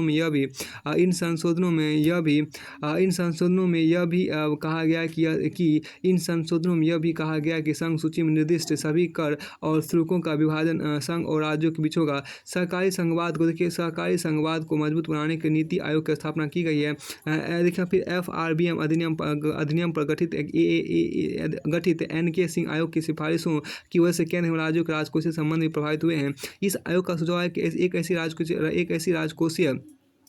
राजकोषीय परिषद की स्थापना की जानी चाहिए जो कि राजकोषीय पूर्वानुमान के साथ साथ निगरानी वाली भूमिका भी अदा कर सके। हाल के वर्षों में कई ऐसे सुझाव दिए गए हैं जिनके कारण संघ एवं राज्यों के मध्य वित्तीय संघवाद को मजबूती मिली। YV रेड्डी का अध्यक्षता वाले 14वें वित्त आयोग ने अपनी रिपोर्ट में केंद्रीय राजस्व में राज्यों की हिस्सा 32% से बढ़ाकर आपको 42% तक करने का सुझाव दिया है, जिसे केंद्र सरकार द्वारा स्वीकार कर लिया गया। इसमें केंद्र से राज्यों की और फंडों का बिना शर्त अंतरण बढ़ेगा और सभी प्रकार का अंतर 45% स्तर पर पहुंचने की संभावना है। इससे फिस्कल स्पेस क्रिएट होगा और राज्यों की वित्तीय स्थिति बेहतर होगी। बिना शर्त संसाधनों को उपलब्धता बढ़ने से राज्यों की वित्तीय स्वायत्तता भी बढ़ेगी और 2015-16 में राज्यों का 50% अधिक राजस्व अंतित हुआ। निश्चय ही केंद्रीय राजस्व में राज्यों की हिस्सेदारी में वृद्धि के साथ केंद्र के संसाधन की उपलब्धता प्रभावित होगी। इसके मद्देनजर वित्त आयोग ने अपनी रिपोर्ट में केंद्र द्वारा चलाई जा रही 8 योजनाओं को बंद करने का सुझाव दिया और कई केंद्र प्रायोजित योजनाओं के लिए केंद्र द्वारा होने वाले अनुदान में भारी कटौती करने की सिफारिश की। 20 से देखिए यहाँ पर क्या कि 20 केंद्र प्रायोजित स्कीमों में से केंद्रीय समर्थन की वापसी का सुझाव दिया गया। पुलिस बलों का आधुनिकीकरण, राजीव गांधी पंचायत सशक्तिकरण, स्वच्छ स्वच्छ भारत मिशन, राष्ट्रीय खाद्य प्रसंस्करण जैसी योजनाओं को बंद करने का सुझाव दिया गया, जिससे सामाजिक आर्थिक समावेशन की प्रक्रिया अवरुद्ध होने की संभावना है। इस रिपोर्ट में सामान्य राज्यों और विशेष दर्जा प्राप्त राज्यों के वर्गीकरण को समाप्त करने की सिफारिश की गई। इसी रिपोर्ट में 11 राज्यों को अंतरण पश्चात राजस्व घाटे की भरपाई के लिए 1.94 लाख करोड़ रुपए की राशि प्रदान की गई। आयोग ने सहयोगी संघवाद की भावना को मजबूती प्रदान करने के अंतर्राज्यीय परिषद के विस्तार पर बल दिया है और इनसे ये अपेक्षा की गई वह राज्यों के लिए विशिष्ट अनुदानों की पहचान करेगी। राज्यों को आश्वस्त करने के लिए आयोग ने विधायी कार्रवाई के जरिए स्वायत्त जीएसटी मुआवजा फंड की स्थापना का सुझाव दिया है। इसने पहले 3 वर्षों के दौरान शत प्रतिशत, चौथे वर्ष के दौरान 75% और 5वें वर्ष में तकरीबन 50% मुआवजा दिए जाने का सुझाव दिया। अभी 14वें वित्त आयोग ने राजस्व वितरण के फॉर्मूले में भी संशोधन का सुझाव दिया, जहां 13वें वित्त आयोग ने राजस्व वितरण में जनसंख्या का 25% भारांश दिया। वहीं 14वें वित्त आयोग ने इसे बढ़ाकर 27.5% कर दिया। 13वें वित्त आयोग ने 1971 की जनसंख्या को राजस्व वितरण का आधार बनाया, जबकि 14वें वित्त आयोग ने 17.5% भारांश 1971 की जनसंख्या को 10% और 2011 की जनसंख्या को दिया। इसका फल उत्तर प्रदेश, बिहार सहित उन राज्यों को मिलेगा जहाँ की जनसंख्या अधिक है और जहाँ 1971 और 2011 के बीच जनसंख्या वृद्धि दर भी अन्य राज्यों के मुकाबले अधिक रही है। 13वें वित्त आयोग ने क्षेत्रफल को 10% भारांश दिया, जबकि 14वें वित्त आयोग ने 15% भारांश दिया। इसका फायदा उन राज्यों को होगा जो बड़े आकार वाले हैं। देखिए यहाँ पर क्या है कि 13वें वित्त आयोग ने राजकोषीय अनुशासन को 17.5% भारांश दिया था, लेकिन 14वें वित्त आयोग ने राजकोषीय अनुशासन की जगह वन क्षेत्रों के विस्तार को 7.5% भारांश दिया, जो सतत विकास के प्रति उसकी आग्रहशीलता को प्रदर्शित करती थी। इसका लाभ आपको आंध्र प्रदेश, छत्तीसगढ़, मध्य प्रदेश, कर्नाटक, जम्मू कश्मीर जैसे राज्यों को मिलेगा। 14वें वित्त आयोग केंद्र राज्य के राजकोषीय संबंधों में प्रभावी हस्तक्षेप करता है। इस आयोग ने राज्यों के साथ साथ पंचायतों की स्थिति को भी मजबूत बनाया है। यह संसाधनों उपयोग के संबंध में राज्यों की अधिकारिता में केंद्र के हस्तक्षेप को सीमित करेगा, क्योंकि इससे 70% राजस्व अंतर बिना शर्त होगा। इस आयोग से कम विकसित एवं निम्न जीडीपी वाले राज्यों को अधिक संसाधन उपलब्ध हो सकेंगे। इस रिपोर्ट के कारण आपको केंद्र का फिस्कल स्पेस सीमित होता दिखाई पड़ रहा है, जिसके कारण केंद्र के द्वारा सामाजिक क्षेत्र पर किए जाने और सार्वजनिक व्यय में कटौती की जा रही है। दूसरी बात यह है कि केंद्र अब सामाजिक क्षेत्रों के खर्च की जिम्मेदारी राज्यों को सौंप रहा है, जबकि इस संदर्भ में राज्यों को ना तो अनुभव है और ना ही विशेषज्ञता है। संसाधनों के यहाँ देखिए कि संसाधनों के इस्तेमाल में राज्यों को मिलने वाली स्वायत्तता, अगर इसका सकारात्मक पक्ष है तो सामान्य श्रेणी एवं विशेष दर्जा प्राप्त राज्यों के वर्गीकरण की समाप्ति और पिछड़ा क्षेत्र अनुदान निधि की समाप्ति संतुलित एवं समावेशी विकास की संभावनाओं को हतोत्साहित करेगी। देखिए नीति आयोग का गठन, जिसके पीछे सहकारी संघवाद को मजबूत करने की भावना है, उसकी गवर्निंग काउंसिल में सभी राज्यों के मुख्यमंत्री और संघशासित प्रदेशों के लेफ्टिनेंट गवर्नर शामिल होते हैं। नीति आयोग ना तो राज्यों से बिना पूछे योजनाओं का निर्माण करता है और ना ही उन्हें राज्यों के ऊपर थोपने का काम करता है। जीएसटी भी राज्यों की राजकोषीय स्थिति बहुत अंतर डालेगा। जीएसटी के बाद टैक्स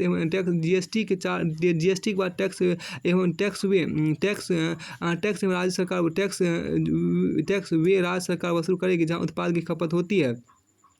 लेकिन जहाँ उत्पाद की खपत होती है, इसलिए उत्तर प्रदेश और बिहार से कम विकसित राज्यों को अधिक संसाधन मिलेंगे, क्योंकि वहाँ उपभोक्ताओं की बड़ी संख्या है। राज्य सरकारों के राजस्व के लिए अहम माने जाने वाले ईंधन, रियर एस्टेट और आबकारी विभाग इससे अलग है। देखिए सरकार ने रॉयल्टी भुगतान के नियम भी बदले हैं। राज्यों को मिलने वाला वैट, मनोरंजन कर, luxury tax, lottery tax, entry tax, चुंगी इत्यादि अब समाप्त हो जाएंगे। नीति आयोग राज्यों के प्रदर्शन हानि को मापने के लिए स्वास्थ्य, शिक्षा और जल प्रबंधन एक सूचकांक लेकर आया है, ताकि राज्यों के सामाजिक कार्यक्रमों के परिणामों को जानने, एक दूसरे के साथ प्रतिस्पर्धा करने और नवाचार को सहायता करने में मदद मिल सके।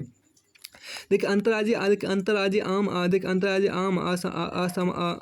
आम असमानता लगातार बढ़ रही है। तमिलनाडु में रहने वाले एक व्यक्ति की सालाना आय बिहार में रहने वाले व्यक्ति से आज 4 गुना अधिक है।